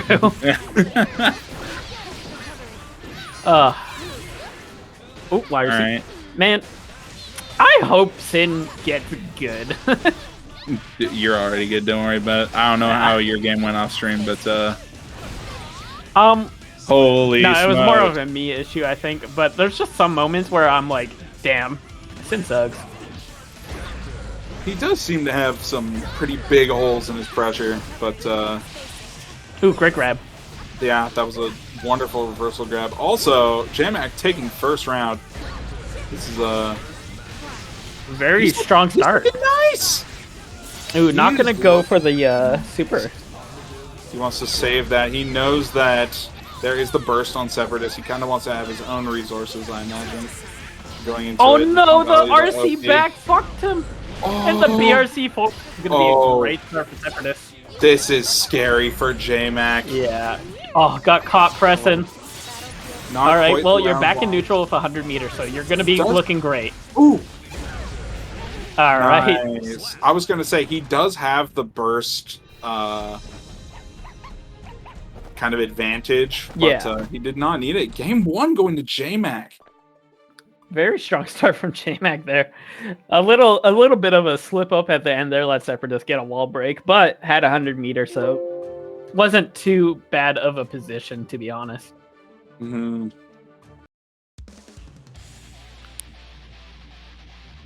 Yeah, definitely seeing that earlier play that Jmac is he's just kind of on today. He's hitting some crazy stuff. Jmac do be playing very well today for sure. Getting some good burst baits, getting some great hits, and this is going to be going through the wall and lots of damage. Break. Super. Oh, he did opt for the super. No burst on Sepradis. He's got his own. He is not scared and has that positive bonus. Already has the grab move tech. back. That's it. Oh my goodness, Jmac. Perfect. Jmac is coming in from that last tournament saying, I am not letting this happen again. Yeah. I am not going out of Buster. Great pressure. The double sword toss gonna be a little swordless for a bit, but the red RC is gonna allow him to pick him up. Why is she allowed to pick up her swords like that? Her big arms. You see how thick those thighs are? Anywhere. Oh, gets the burst. Normally I would say this is looking bleak for Sepradis, but okay, all right, he does get the conversion. The BRC, that's gonna be game 2. That's game 2 already. 2-0. 2-0. Are we gonna see Sepradis and losers? That is a possibility. Is this going to be Sepradis' first loss? Yes. If Jmac takes this one, it will be Sepradis' first loss. Beefaroni with the prophecy. Oh my god. That AI generator. It's nuts. It's so good. It's so I good. love it. CBT. Unfortunately, I do not have the ability to show memes on the stream. So maybe on one of the Sunday ones. All right. Anyways. Immediately back into it. Jmac just giving that pressure, not Look at the letting Sepradis have anything. The counter hit, but unfortunately no conversion there. Might have messed up the dash cancel. But it doesn't matter. You're in the corner and you're versus Right Ram. back in it. Does not matter. Sepradis is not matching out on these dash cancels from Jmac, and it's just giving Jmac so much pressure and allowing him to just do whatever he wants in the match. Oh my god, this is Sepradis' winner's round life. This is close. This is a very close right now, and it will be just back in with a hit. It will be quite the turn of events here with Jmac. Jmac's been playing on Japan servers. He's got this. He's got this Jacko tech down. Okay, let's be real here. Japan is so behind on the meta. Yeah, you're right. All right, and that's it. 3-0. That was a strong 3-0. Oh my god! If this was will it kill, like guess the rounds, you would not guess 3-0. All my points. 3-0 Jmac. Holy shit! Very strong showing from Jmac there. Goodness. And yes, yeah, no, Japan is laughably behind on the meta. Japan I saw a tweet saying just ship Umisho over for 2 weeks and everything will change. Yeah, I hope Umisho can go to Evo Japan because that would be sick. All right, well, I'm next. All right, again. You are next. Yeah, follow that up. All right, have some fun. Oh, it's the French brothers. See you on the other side. Yeah. All right, we've got Kai versus Cooler Kai. All right, just to make sure I get the score, that was a 3-0 separate. Wait, hold up. No, that was a 3-0 General Mackinson. General with a J this time. That is that I would call that an upset. Would you call that an upset? See, like that's like. Now, Jmac has kind of had those games where it's like he's gonna beat Sepradis one of these days. Like he's not gonna lose to Sepradis soon. I did not expect the first game in tournament that he beat Sepradis to be a 3-0 with a perfect. That's crazy. It do be like that. Jmac is nuts. Actually nuts. I am gonna try and get a guest commentator in here real quick for this set, so I'll be right back.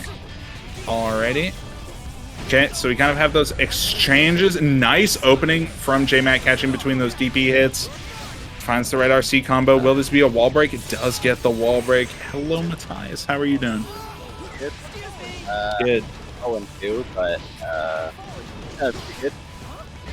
Yeah, the Faust pick. I went 0-2. How are you? Better than Dimitri. Also, so. You've got a little bit of mic. Like I'm not sure if that's on my end or yours. It could be on mine. Just a second. Okay. All right, we have the first round. Oh, sorry. Hello. There we go. Yeah, it's a new mic. It just wasn't fully plugged in. Oh, no worries. Yeah, so I'm not exactly sure what to make of this matchup. I haven't. Honestly, I just been ignoring since too much homework, but I definitely know that Geno's definitely got a very solid grasp. But both of these characters have very mid-range pokes, but also have a far sliding, low-profile move. So, and just the options I feel like that both characters have kind of against each other. It's almost like they have built-in rock paper scissors kind of buttons more than other characters would have. But I would say, yeah, exactly. I just would say that Sin gets better stuff off of his low-profile move, where he doesn't need meter to actually convert anything. Yeah, if he's got maybe not one, but if he's got 2 stamina, I think going into a raw hit, even if it's not a counter hit, he's probably getting a pretty fat chunk of damage off of it. Yeah. This is big from Geno, though. This could be it. Gambles Oh, does that have was a burst. great combo. I didn't think he would have enough time with that RC backwards. Ooh, Oh, gold but this burst. is That's oh, scary. This might kill here if he gets the right. Oh, just gonna end it early. Oh, he went for the strong hit Tyrant Rave. I thought he might have thought it was gonna kill, but he still had wall splat though. Oh, might regret that. I almost wonder if he was trying to go for the weak hit to kind of like knock him down and then use the second half a meter to further on, but Yeah, regardless, it didn't seem to work out, unfortunately, and that is actually Geno taking the first game because of that not kill. we also have a request from you in the GG tournament Oh yeah. on Discord from Jmac. Yeah. Sorry, let me see. He wanted the deep fried mic. Unfortunately. Oh, the Gamble's going into the soul pick. Oh, I definitely agree with this pick. He's definitely looks like he's here to win because he has had a very good track record in this pick. This is also being the last PR for the tournament. He wants his best showing he can have. Oh yeah, totally. I can imagine that. And I mean, I can't really say which is a better matchup, but he definitely is so much more comfortable in this matchup than Sin, just because of time, how much time Sin's been out compared to Soul, and how often he's been playing. I think a decent amount of his mentality he can carry over too, right? It's not like he's going from playing like an Axel to Amelia or something. It's not like they're radically different characters. Yeah, that's how I felt. I played Testament and Milia, and like one like full offense and others full zoner.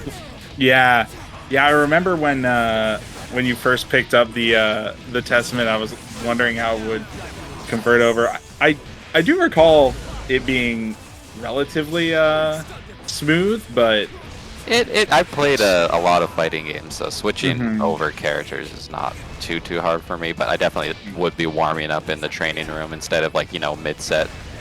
Yeah, for sure. But so far it seems to be going pretty well for him. Ooh, but this might kill. This may be it. Does this wall break? Yeah, that's it. Oh yeah, this wall breaks almost from like full screen. It can like, if you get the right conversion with Fudra. Oh, okay, but no punish. No. It goes over the close slash as Gamble's in the corner, but it's hard to keep Soul in the corner. It is tough with all the moves he has to like fly around in the air, especially with PRC. It's crazy that Soul has one of the better DPs, and it's not even necessarily like his best wake up option. It's like you have so many other things. I can't remember. Oh yeah, I guess. I can't remember if he still had it, but at one point he had like a 3-frame jab, which is just like some characters don't even have a 5-frame jab. The first hit of his 5K is 3 frames. The second hit I think comes out on frame 14. Yeah. But yeah, it's super fast. Well, it's kind of silly because it's just like literally, it's just like main character privileges of just certain frame traps and stuff that work on every other member of the cast, just doesn't work on Soul. Yeah, in certain scenarios. They have nerfed it a couple of times, but in the situations that it's good, it's very good. Oh yeah. I'm gonna leave you to solo commentate for just 1 second. I will be right back. No problem. So it definitely seems that the Soul match character change is paying off, but it's still definitely not free. Geno is a veteran in these fighting games, and he's definitely played this matchup quite a bit. And he's showing it. That was a great conversion. Meaty fireball, and this should kill. All right, I am back. Is that first round for Geno? Yeah. Okay. All right, Very and good Geno stuff. does still have burst. Geno, I will say Sorry, this matchup was even though it seems to be in Soul's favor, this matchup was like had fairly close sets before, and if he hasn't been playing Soul, I can imagine even more so. Yeah, and especially like these two players, Gambles and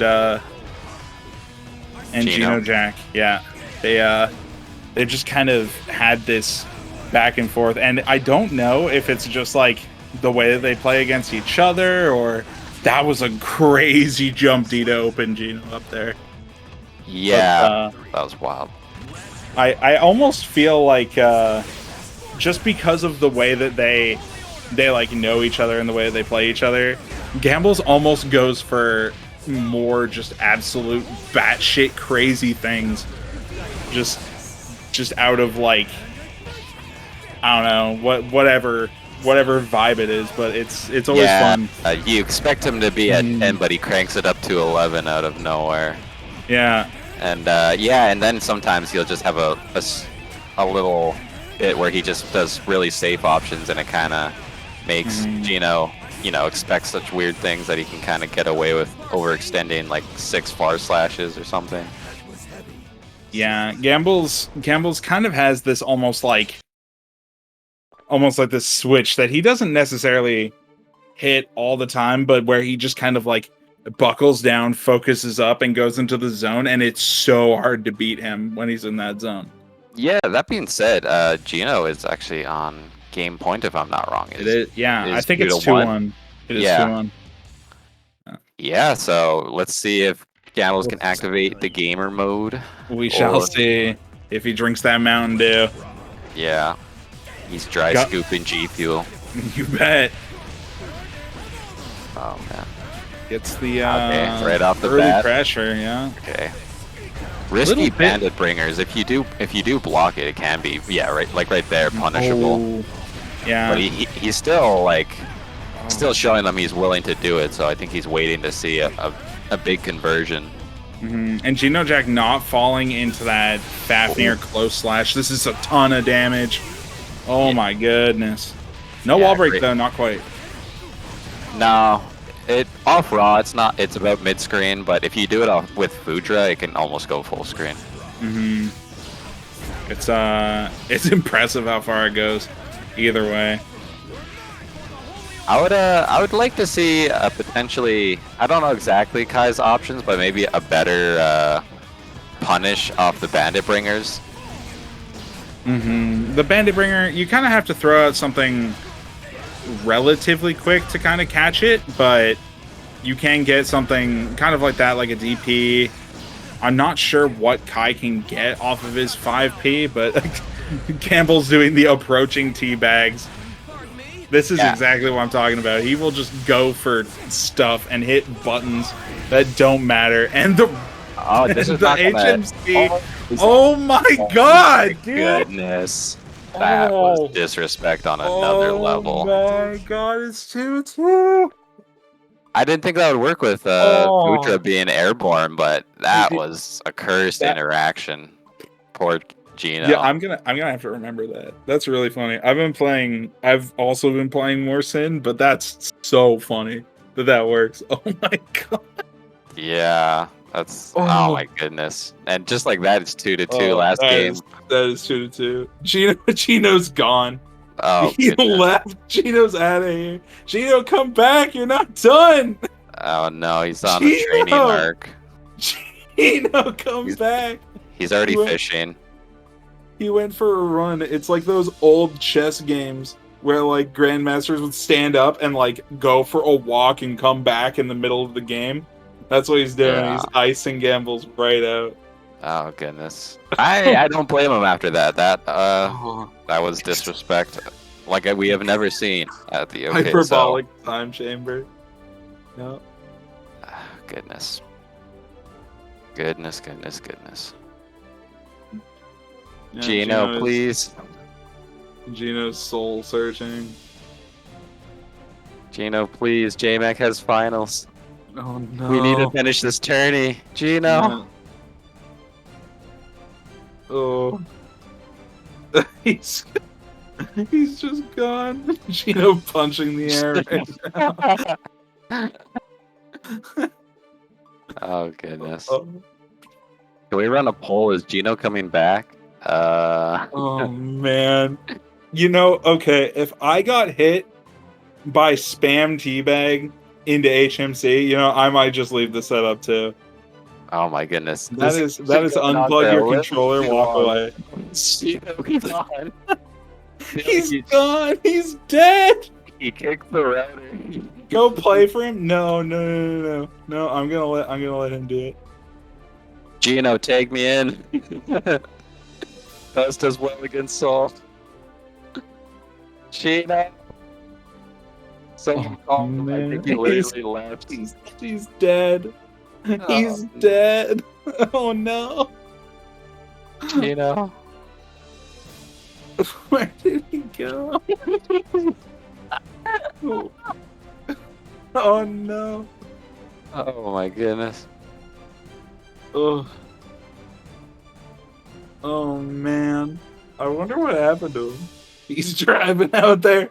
Jory going to check on Geno IRL. Go make sure that he's okay. Please. Jmac's future depends on when this tournament finishes. God. Geno, please. Oh man. Uh-oh. The worst score I get on my exams. It's true. Jmac. Oh no. Please. If not for us, do it for Jmac. Alright, so just checking in here. That was a 2-2, correct? It is exactly 2 and 2. It's offline. He's offline. He's gone. Okay. God. No. Let's I'm gonna give a little bit here. Maybe internet went out. So we'll give it Jmac. I do apologize. You know your future's on the line here, but you know this is important. This is important stuff right here. So let's give it a couple minutes, see if Geno returns, because there's a good chance that this set goes the way of GenoJack. That's true. I'll be right back. I'm gonna use the washroom. Yeah, no, that's fine. There's clearly Yeah, a little bit of downtime here, so let's hope that GenoJack does return. Maybe it is just a matter of the internet. I don't know. I think that Super might have killed Geno's router. It may have just. Someone check Castanet quickly if there's a fire somewhere in Kelowna. Yeah. May like his whole grid went out. Yeah, just the sparks flying everywhere. Yeah.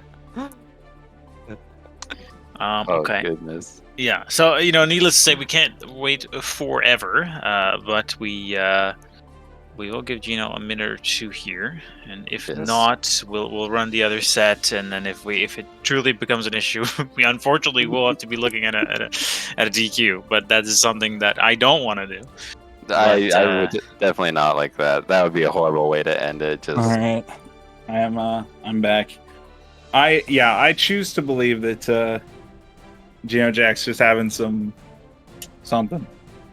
Okay, so or maybe this is just the longest, funniest ice out of all time. I mean, this is like the ice age. Jesus. Yeah, Christ. That's true. Yeah, he has been gone for extra long. All right, so I think the executive decision here is going to be that we're going to quite literally ice this set for a little bit. So we're going to run Beefaroni versus Bandit Keith. And then we'll inevitably have to come back to this set and then hopefully play it out. If not, we'll unfortunately have to DQ. But let's ice this set for now. We'll go play Beefaroni versus Keith, and then we'll see where we land. I will say we might have to crown. If he does come back and we don't DQ, we might have to crown Geno as the icing king. Like this. Yeah, this is a good icing. One. We'll have to see. He went to go find like Symbolist to get some soul practice real quick. Yeah. He's just in Bomba on stream. Just begging. Just for any sort of answer. He's on a train. He's typing! He's typing! Oh, Geno! Geno!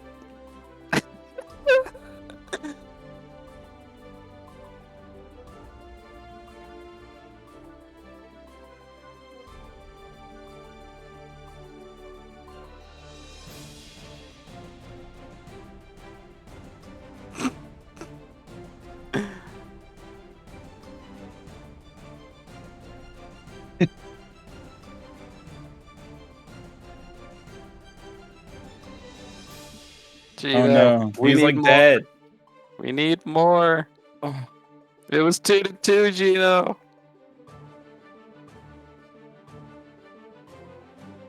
All right, if they come back, we should just like, or if he comes back and we have to like DQ him, we should like do some kind of fucking gambles GenoJack first to 10 to play for the real title.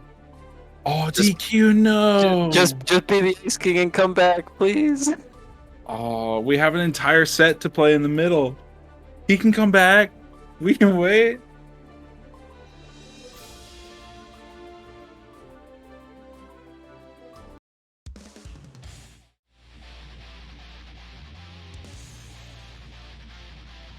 Oh man! All right, we're getting into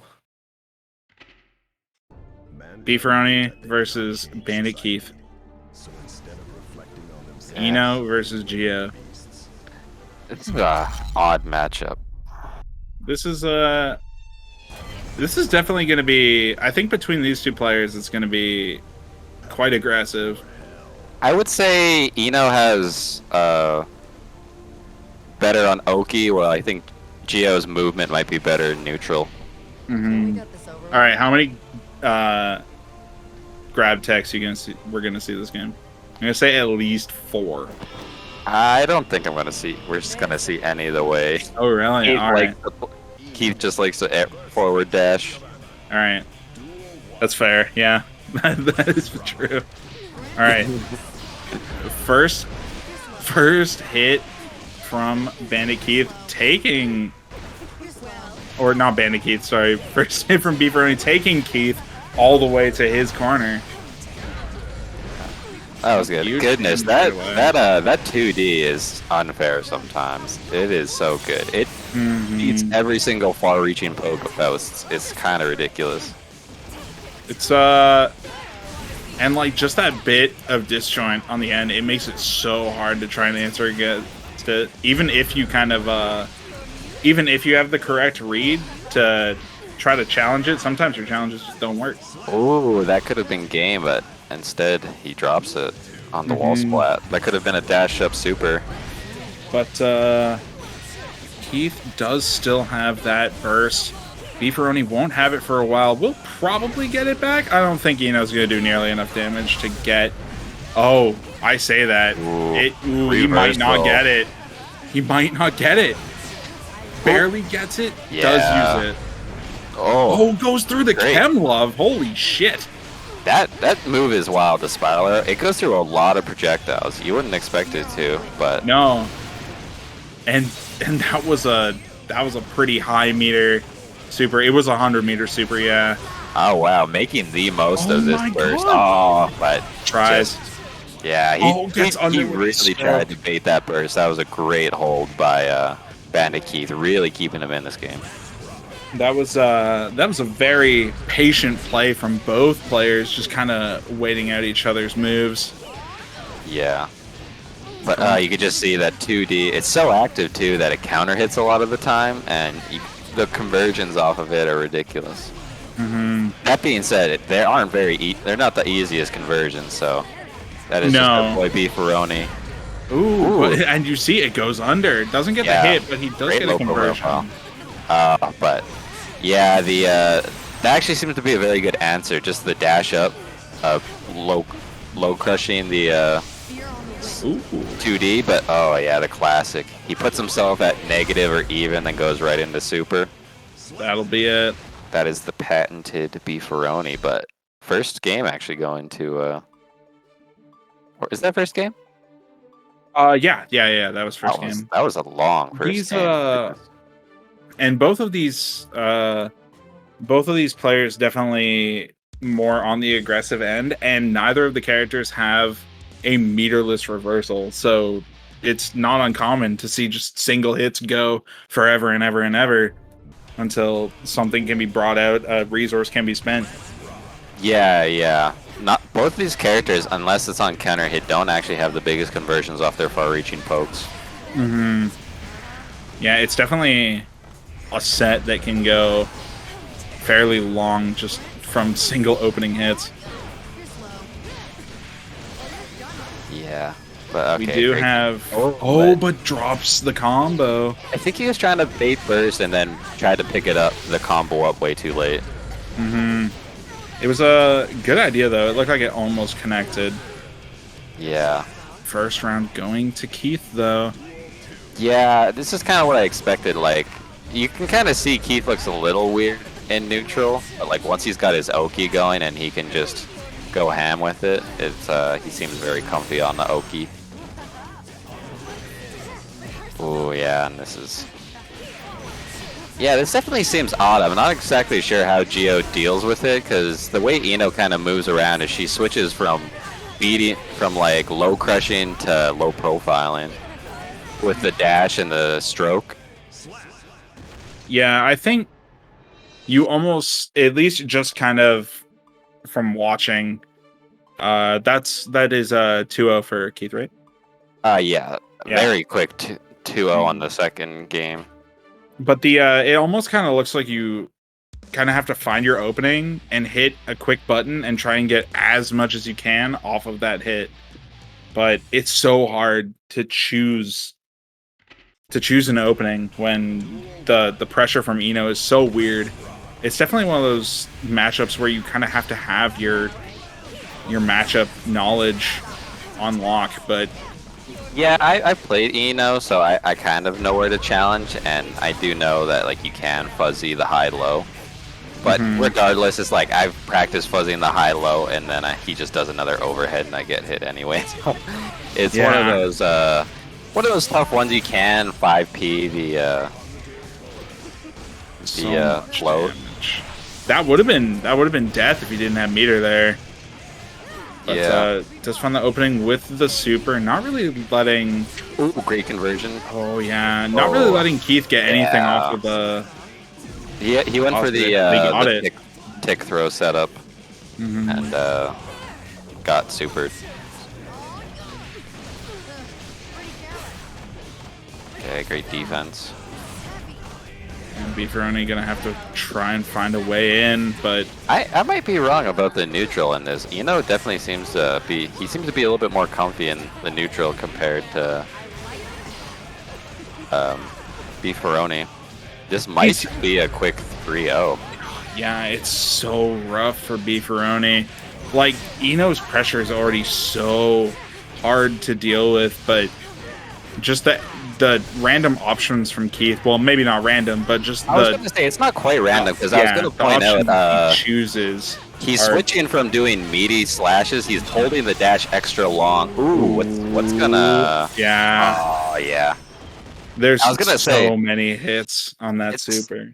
It might go under the bus, but Keith was doing a really good job of. Beefaroni was backdashing a lot, so he was holding his forward dash extra long to catch it. Yeah, And not so much random, but I guess it's just like in itself, like the way that he kind of mixes his options around. Like he'll do a string that looks really similar to a string that he did maybe like earlier in the round or the round before, and then just completely change the ending of it, and you take so much damage off the end of that string. It's it's scary, but yeah, that started out pretty even, but man, Keith was able to adjust and really just maul him those last two games. Good job staying alive and getting those supers and whatnot from Beefaroni, but fortunately it just wasn't enough. yeah, Beefaroni and Keith they've been getting just way better over the last few tournaments. Every time I see them play, they just do some crazy stuff and just keep improving. I was gonna shout out to Beefaroni he got so consistent with it. He was hitting me with like almost every match when I played him in person. The that PRC like little missile full screen wall break. Oh yeah, Because I think you do that little that flip cross up move and you quickly PRC it and you can like almost full screen wall break. yeah, he gets a lot of mileage. I want to say it's jump does, but now I'm so like unsure. But he gets a lot of mileage off of the cross ups, for sure. Yeah, and he's very great at mixing that in. So unfortunately, I didn't bring it up this set, but I don't. We will not. The Ice King will not return, so Geno is going to be DQ'd. Unfortunately, he says it's not a good night for him, and we're gonna have to respect that. That's a very good, excuse. It's a game tourney. It'll be on next week. But it's just unfortunate He's gonna way ice for it out to Gambles go. until next week. Yeah, Well, we're gonna gets continue iced, this. We're gonna continue this match next week after this commercial break. It's unfortunate, but hopefully GenoJack will return strong, powerful, and we shall see how Gambles decides to proceed. It looks like he's locked in the soul. Is he going to just continue? He might be sticking to his recent strategy of when he tries a new character of playing the character and then kind of switching to his current main when it gets higher up in the bracket or things get a little dicey. Mm-hmm. Because he definitely likes Soul. He doesn't seem to be dropping the character, but I think he's also quite messing around to see if what Sin's got. Character's still fresh. Yeah, before Sin came out, all of our talk about Guilty Gear would be like, Soul is so fun, and then 5 minutes later, damn, Soul is so shit. And then just back and forth between those 2 points over and over and over again. So yeah, it's definitely a character he enjoys 100%, but is a little bit lacking in certain departments. Does make it hard to do certain things, but Gambles is not afraid to kind of just open up on those supposed weaknesses and continue his pressure. Yeah, so I'm interested. I don't remember these. I'm sure they must have played in tourney, but I don't remember how any of their sets have gone previously. Since Keith has picked up Eno. Yeah, I'm not entirely sure. I don't think there's been any super recently, but I mean, to be fair, I kind of had like a good track record of when I was playing. I think was it Bikin does really well because you don't have to guess high-low, you just parry. Yeah. And I've been knocking him out before, but I'm tired of that character. That's fair. Yeah, Bikin definitely has some stuff, but feels a little bit more. Maybe one note isn't correct, but it feels almost that way. It's just the character is just too hard. Like, I'm tired of trying twice as hard on a combo and a setup just for like a top tier to close slash me and I get 70% meterless death. It's just... You can just say Nago, it's fine. No, I'm trying... Nago is true, but I'm also not trying to only say Ram is fine. Yeah, that's true. I mean, many Zatos, but Zato as well. Soul can do that quite a bit off close slash. But this is not the complaint game, this is commentary, and wow, good And yeah, Gamble showing he's still got that sauce. He's still got all that soul knowledge.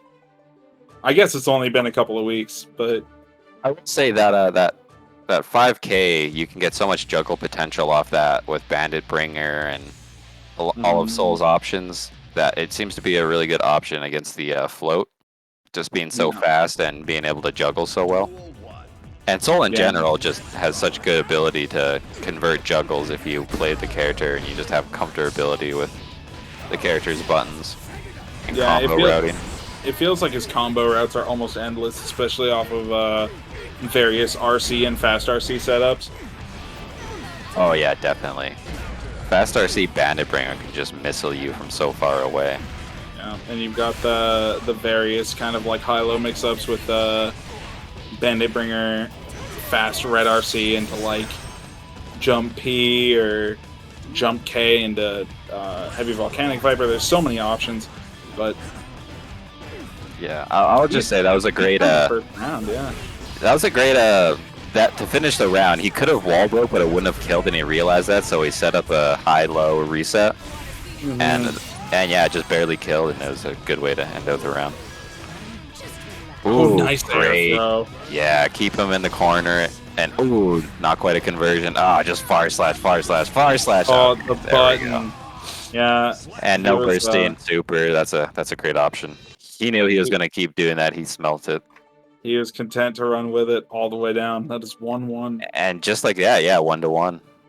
Yeah. And it was, I believe it was 2-0 both games. These characters Yeah. these players just beating the shit out of each other back and forth. Yeah, just mauling back and forth. That was a good, definitely showing signs of life there. That first round was looking a little rough. But, yeah, let's see how this continues. Definitely just trying to hit those wide, tall buttons against Eno, trying to cover all those options, but Geode. Enode. Oh, no. I hate the recovery on that. DP feels like it should be a high risk, high reward move, but it feels so low risk with how fast Soul's DP recovers. The light DP recovers so incredibly fast. I'm pretty sure that was a heavy DP. Was it the heavy DP? Yeah, it recovers ridiculous. Yeah, it's pretty quick too. Not as fast, but it's still so quick. Oh yeah, great though. This is gonna be optimal. Not quite in the corner actually. That might have thrown off. Those are really awkward times to convert when you're not fully in the corner and you're not like super close. Because some moves will bounce you off the wall and you don't want to go under. And just this is gonna do a grip. It's so good. Soul's far slash just commanding every inch of space on the screen. Yeah. Yeah, that's what I was talking about. The Bandit revolver into the fast RC, into the punches. Kind of, are you going to block high? Or are you going to block low? Because he can even opt to go low there and not even hit the JP at all. Yeah. You can, and the fact that you're doing P's, you can pick throw.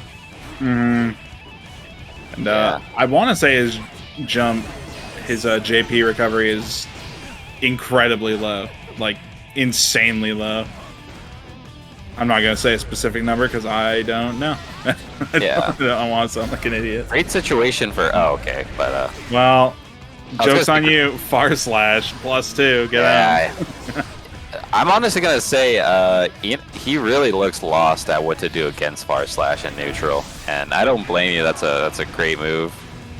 Oh, I tried. Oh, great. I think the same thing would have happened to Geno when he jump canceled that slashed, so he saved himself there. As 2-1 for Keith. Yes, showing signs of life that he went from a rough first game to being on potentially game point. Keith roasting the shit out of Gambles in Discord. Tell him to sit down. That sounds like him.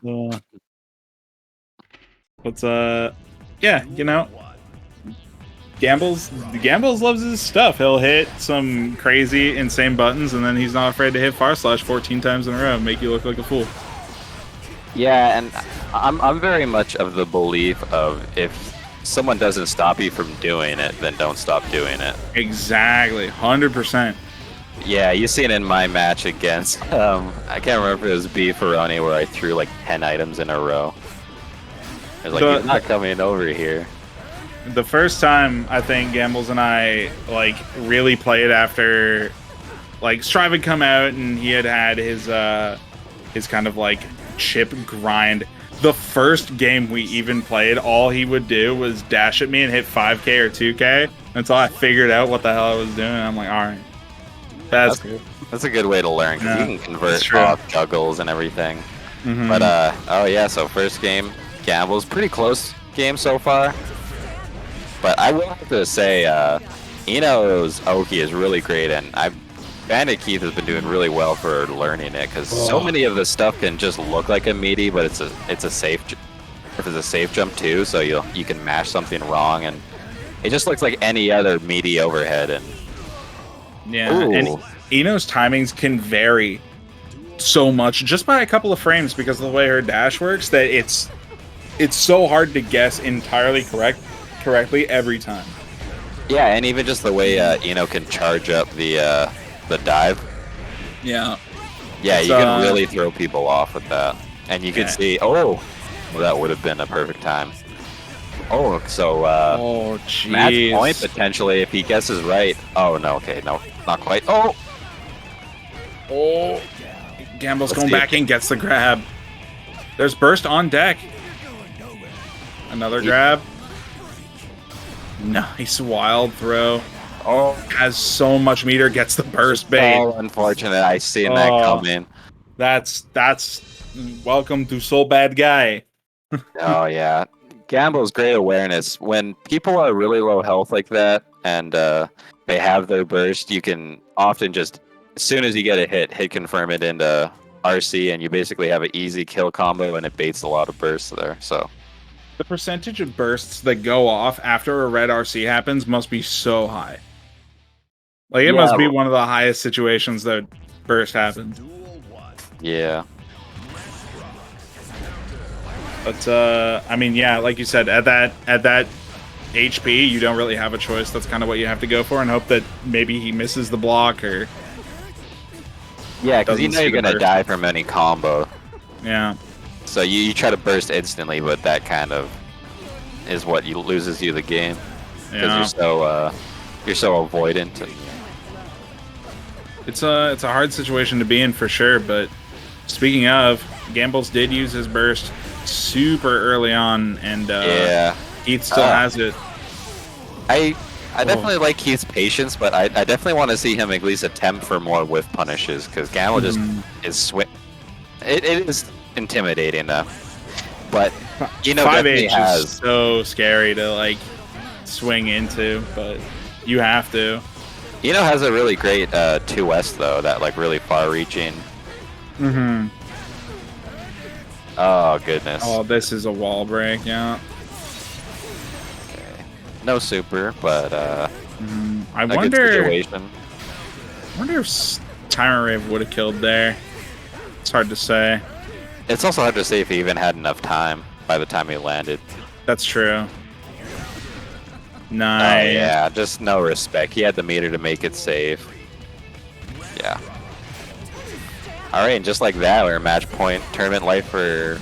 Is this tournament life? I think. Yeah, this is 2-2. Yeah. Yeah, this tournament is a life scary for spot. This is going to be a wall break for sure. Oh no. It was a little bit late on that 5H. Could not get the Bandit revolver in.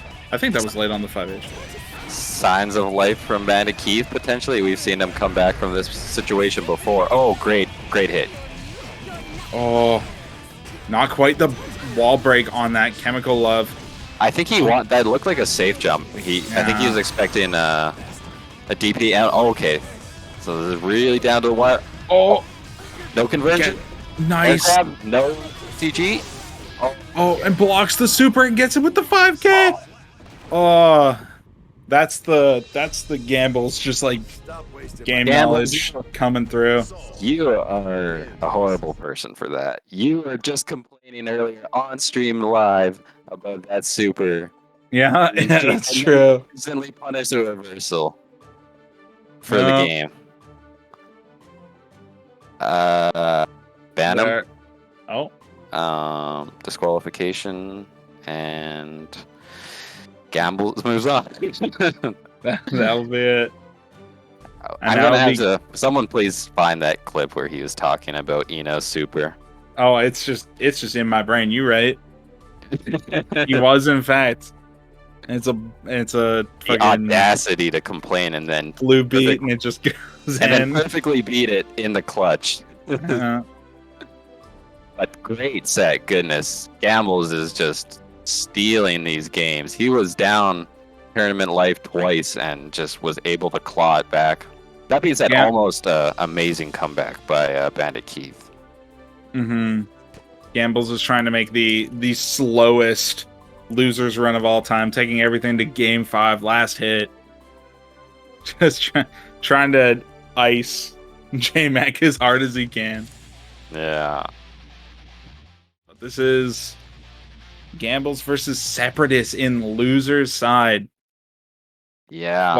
Quite the matchup. Yeah, so I definitely think they've had a close track record, but I think Sepradis has won these sets. Yeah, the Sepradis lost his first set against Jmac.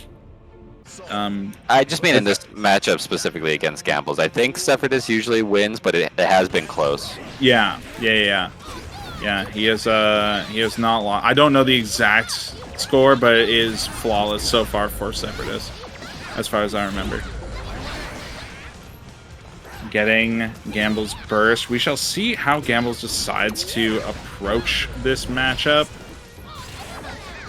He's very much a lab monster, so potentially, and I played Jack a little bit, so I agree that YRC completely destroys the minions. So potentially we may see that on defense, if he can even get a chance to block. Yeah. Goodness gracious.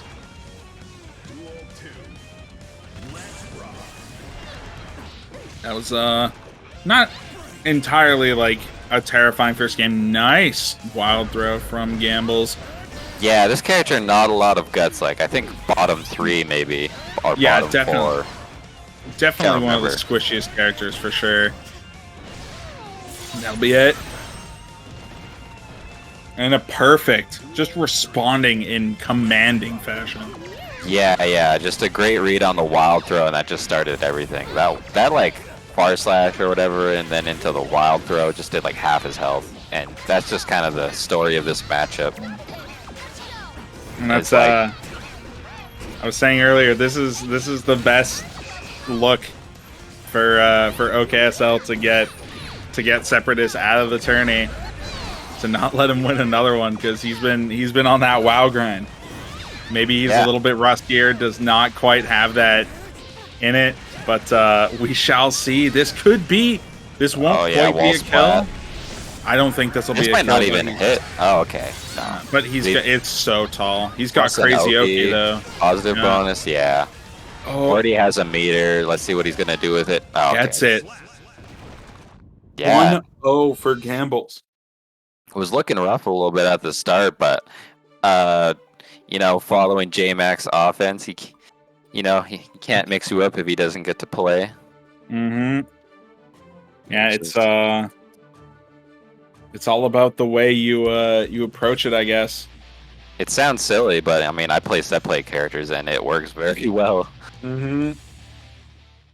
Whenever I play Bandit Keith, I don't have to worry about his mix if I never let him do anything after my upplay.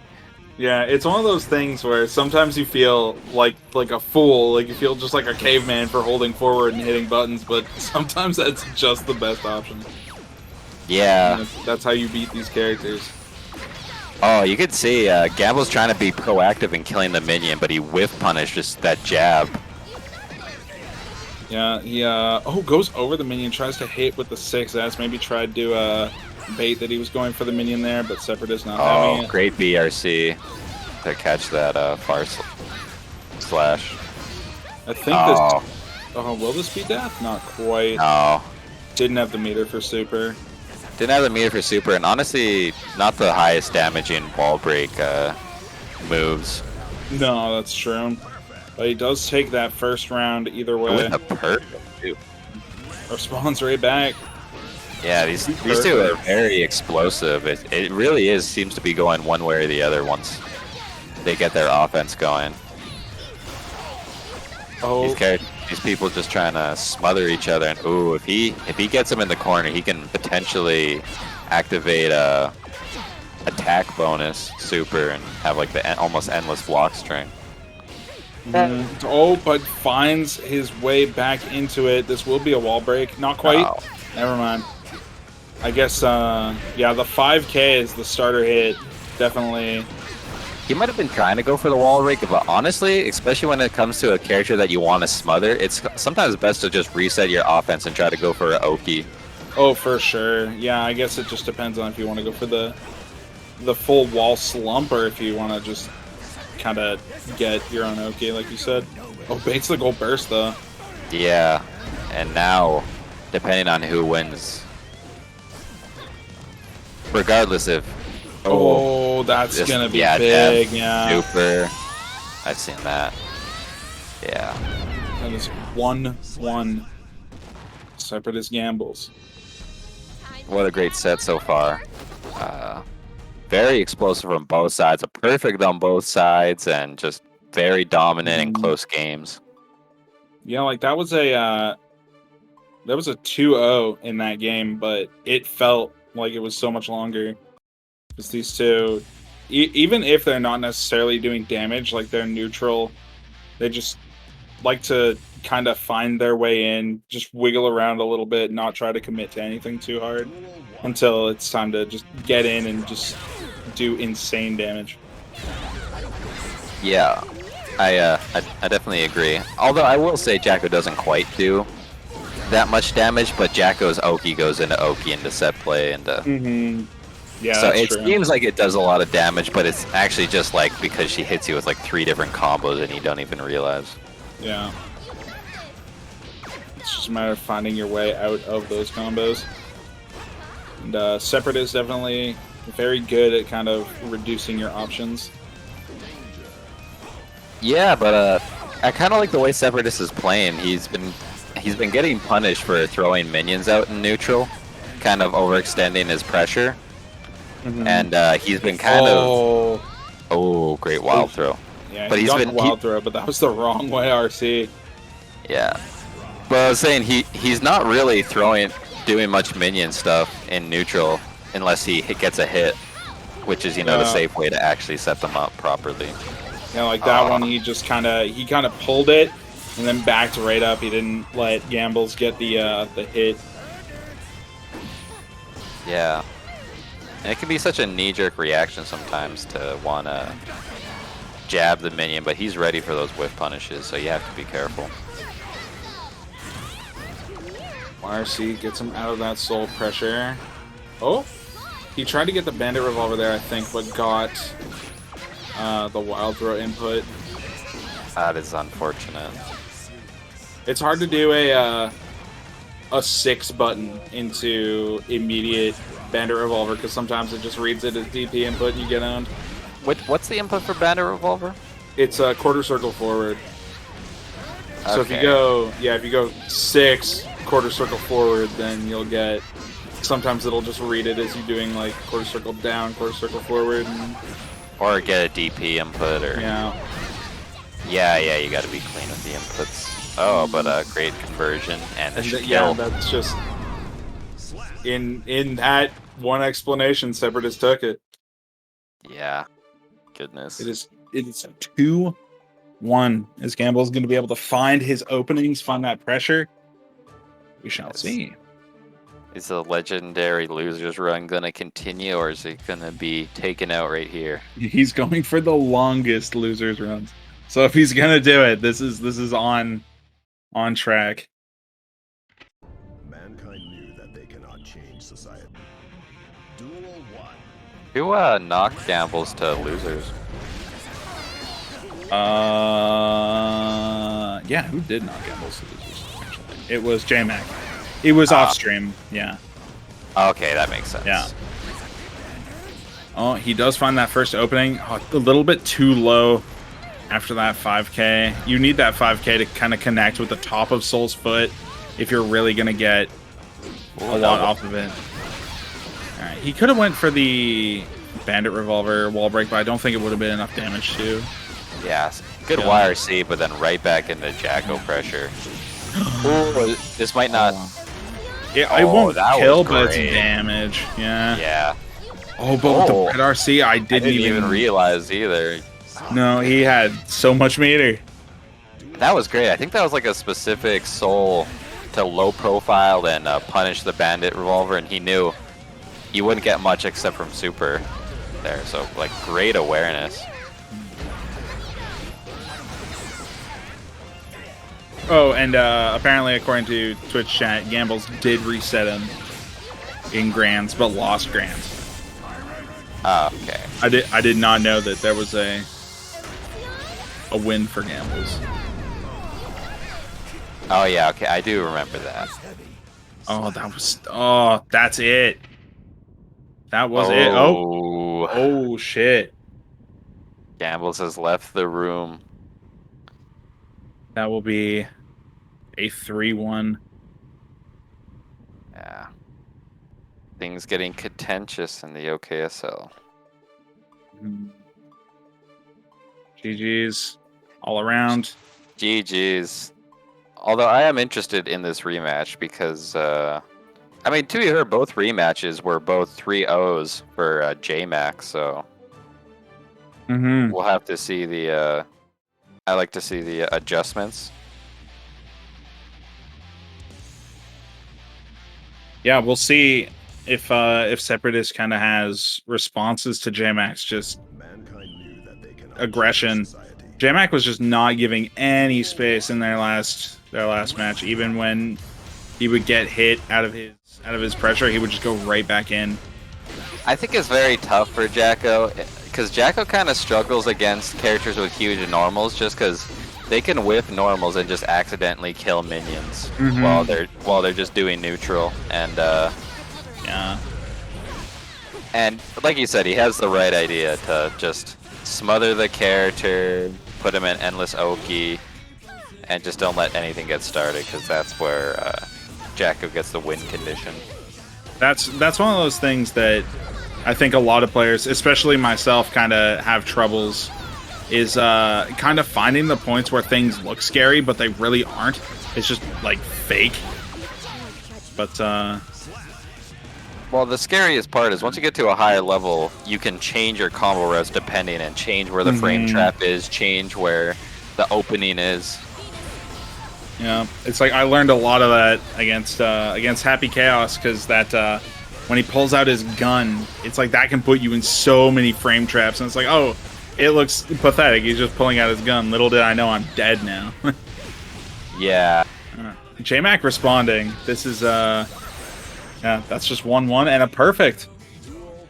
Jmac is looking to get that finals done. He's trying to put us to bed early. He's been playing very well all evening. All of the sets I've watched him play, he's just been doing so much damage off of any stray hit that he'll get. And even then, he'll just kind of carry people to the corner with 2Ks.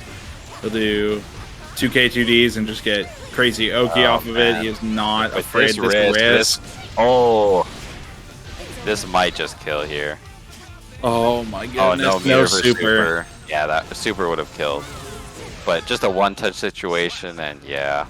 I thought that 6H?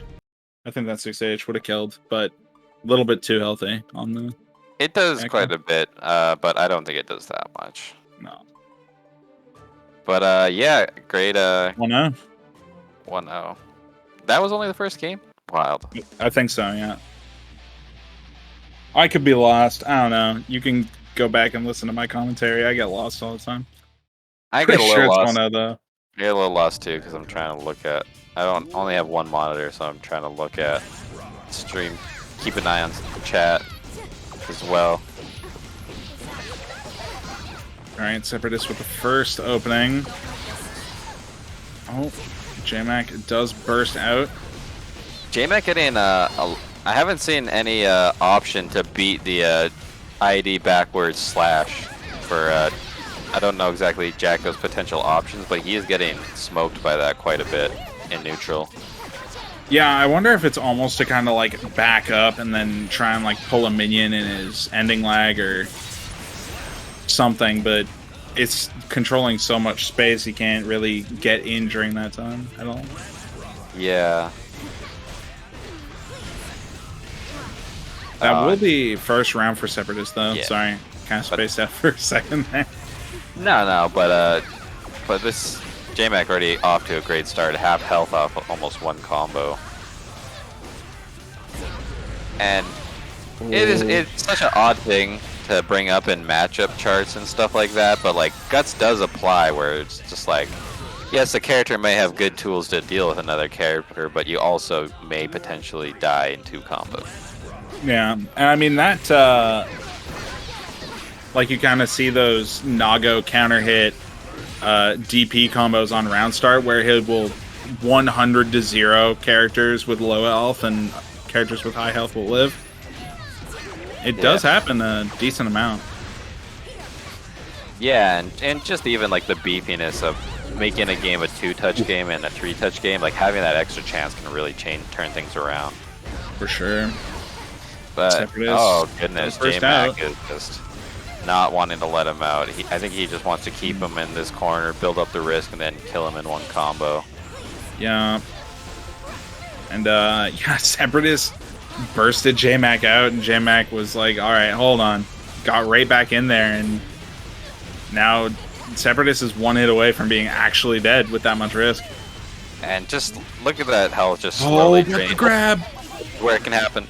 Oh, The but YRC yeah. kills the minions, it's so good. Yeah, it's amazing. Nice response from Sepradis, though. This'll kill. Yeah, great patience to not get flustered. Oh, for a second, I thought that wasn't going to wall break, and I was about It has to. an odd animation. I knew it was gonna wall break. It kind of like pops weirdly. I was like, there's no way that doesn't wall break. Yeah. But that is 1-1? Yeah. My goodness. Yeah, that was great stuff to turn things around. That back throw was so crucial. Let him set up his win condition and get a mix up. Mm-hmm. He was just finding so much off those swords, so much meter. But Sepradis did remain patient. Got the round. Yeah, that jump back slash, it's catching him every time, and I don't know if he has a very good option. It looks like he's trying to 2D under it to low profile and sweep, but he's still getting caught quite a bit, and it's counter hitting him into almost full conversion. It does look like it's a little bit taller than the sword advertises, but it's kind of hard to know for sure.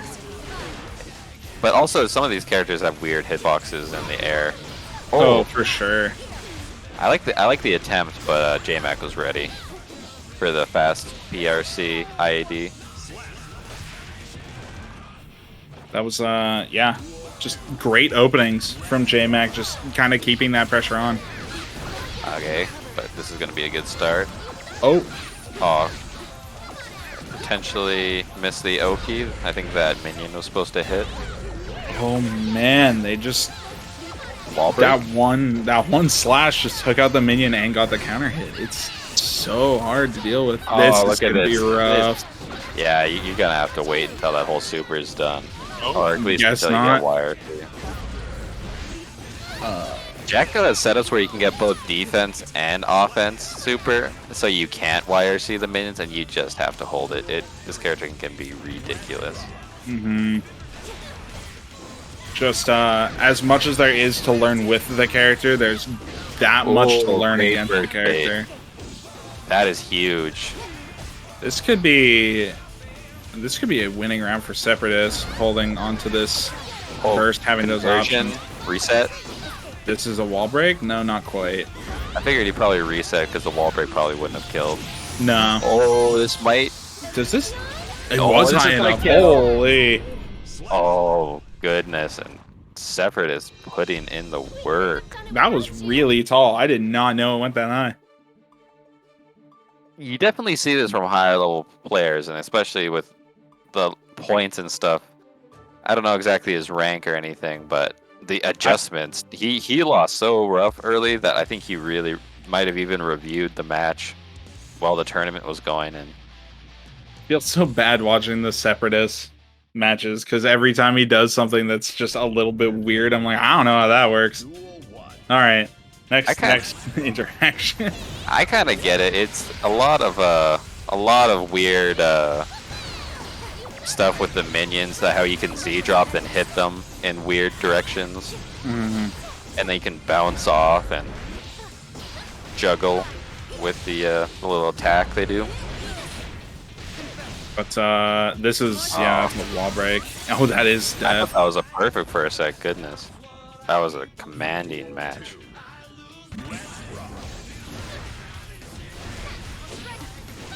Oh, Okay, nice convert. counter hit. Oh, and a side switch. Great awareness, too. He had to switch up his input to get the minion, and he still got the conversion.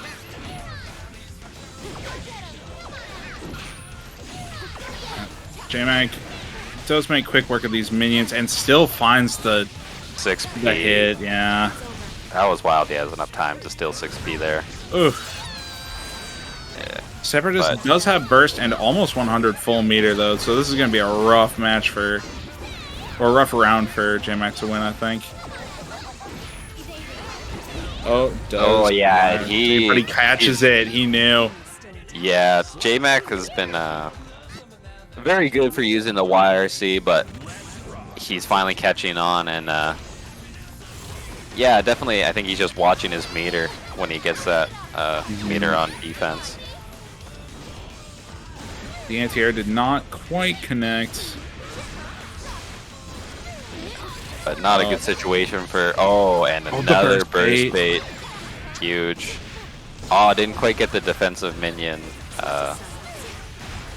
Yeah, so the minion can reach this is a 6p, lot, but yeah. it didn't quite hit. It This wasn't might- quite death, but this is rough for Sepradis if one attack gets through. Oh, Oh, that's huge a damage. grip. And he gets the setup too. I didn't even know that. Oh my goodness. Oh my goodness, that was a dirty cross up. That I've is. never seen that. I think that's bracket reset. It's 3-1. I think so. Alright, Can we get quick. any confirmation potentially? We don't know how to count. Yeah, true. A 1, 6, 4, 9, 8. Yeah. Whatever game we're on. There's more to be played. I don't know why we have to say what the score is. It says it on the stream. We can just be. I'm gonna tune into unknowledgeable. I'm gonna tune into the stream. Oh, it was 3-1. Okay. All right. Alright. Sepradis is first Bracket open. reset. Big.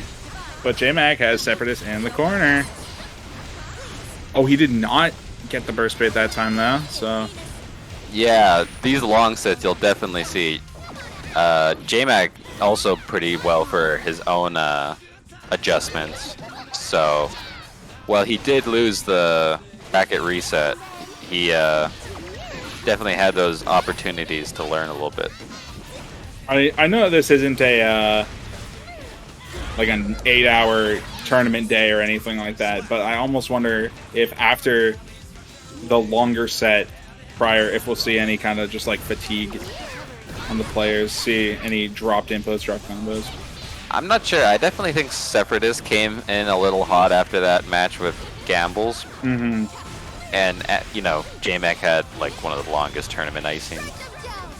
The way the bracket worked out. Yeah. But it's a hard balance of going back between winners and losers. Nice. But it is also on you to keep warm in between.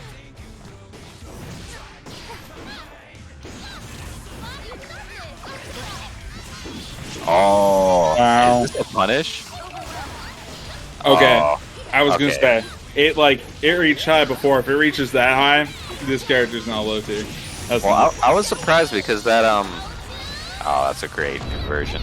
holy. That you can use the defensive minion if you hit it. I think it works as like a guard break, where like if you hit it, it guard breaks you. It's really Oh. weird. Because you can choose the minion to attack, you can choose the minion to do a defensive option, which is like a little shield.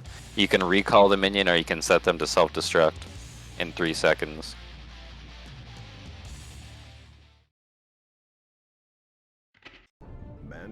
But that being said, Sepradis is taking the first game and looking to reset this bracket.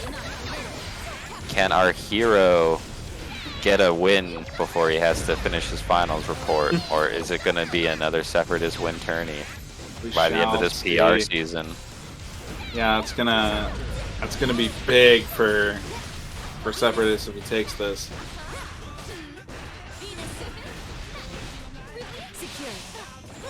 Nice grab. You know, it is on me for playing a new character, but I didn't think I was gonna go 0-2. I had a pretty rough gambles right into Beefaroni. Yeah, that's a rough bracket, but But I can't complain much because I've played Beefaroni with Faust, and I just refuse to learn about Sin. I don't play this game to do homework. Fruit.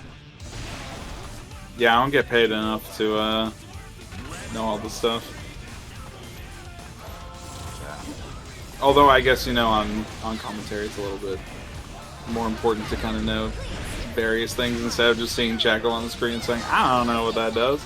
I can at least bring a little bit to the table because I play this character a little bit. No. It's, Actually, the more I think about it, I think Jacko might have benefited pretty well from the. I see a lot of oh.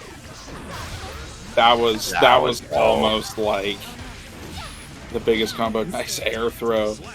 And the OTG to kill. I think Jacko might have gotten a lot of combo stuff. You could see he does 5k into dash cancel. Yeah. And that's a new mechanic, so that definitely seemed to be a great buff for Jacko. And just, that didn't even look like it should have been a burst bait. Yeah. There's just so many variables going on with the character. It's just hard to know exactly how the flowchart's gonna go, but Jmac's got his own flowchart. Just pushing Sepradis into the corner. Does find a way out with the BRC, but right back in. That's rough. Yeah, great knowledge. Gamble's sword throwed from far away, so he had enough time to ID out. It's close slash in a sword throw that you have to completely hold whatever he's doing next. But when he's far away, you can kind of guess between running up to avoid the explosion or jumping out of the explosion. But that being said, 1-1 if I'm not mistaken. I believe so, yes. Signs of life from the hero. And we'll see what goes on in this game 3 of the second bracket reset. Game 804. Oh, gets the IB on the first hit. Does not gain quite enough ground to get in, and Sepradis push all the way to the corner. Finds a stray hit. And does get the burst. Oh, this is quite a bit of damage, though. Just even a couple of hits onto Jacko is so much damage. Yeah, the more I'm thinking about it, I think Jacko might even have lower guts than Milia. Jacko might be like bottom 2, like just above Chip. I think guts-wise, she's, it definitely like incredibly low. I don't know about total health, like between defense and guts, but she is low. Yeah. This is a big opening for Jmac. He doesn't have the burst advantage, but we shall see if he finds a burst bait once it comes up, if he even gets a chance for it to come up. Oh, great block on the same side. That for sure I thought he was going to go cross it. I got hit. Yeah, I definitely got it. Oh, and super. This kills? This kills. No, it's not going to kill. It scales hard. Nah. Oh, goodness, never mind. Actually, he had a lot of risk. That makes sense. It scales pretty hard on bigger combos, but he was building up that risk that entire sequence. That's damn, that minion. That was a super rough to deal with minion. But Jmac weathered the storm, did find a way through. Yeah, you just seen that though. One sword throw and all 3 minions on the screen were dead instantly, and he got hit. That is the tough thing about this matchup. I definitely think matchup-wise, Jmac has a good character to deal with the wildness of Jacko in neutral. But you know, obviously, when you're on defense, it's still just as ridiculous. And just holds his offense. He's gonna wire C potentially. Yeah. Yeah. Oh, but he doesn't get the reversal. Is this gonna hit? Oh my god. Just no respect right there. It's my turn. 2-1 for Sepradis. Game point coming from losers. Yeah.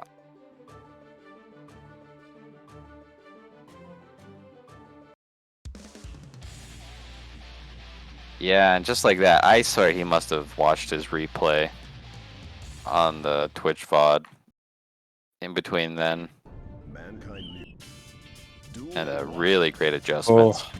Yeah, I'm just still trying to like comprehend all the random openings from last game. There's just so much going on. I need to do my own homework. Yeah, I mean, honestly, like, more than anything, like, there's too many routes for you to even, like, learn with Jacko. I'd say the best way is just, like, play the character and realize what all the moves do.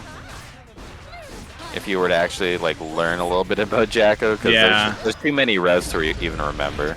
Yeah, it's definitely an experienced character. That was also a great tech from Sepradis to have the matchup knowledge to know, like, oh hey, definitely gonna be a lapse in the pressure here for a grab.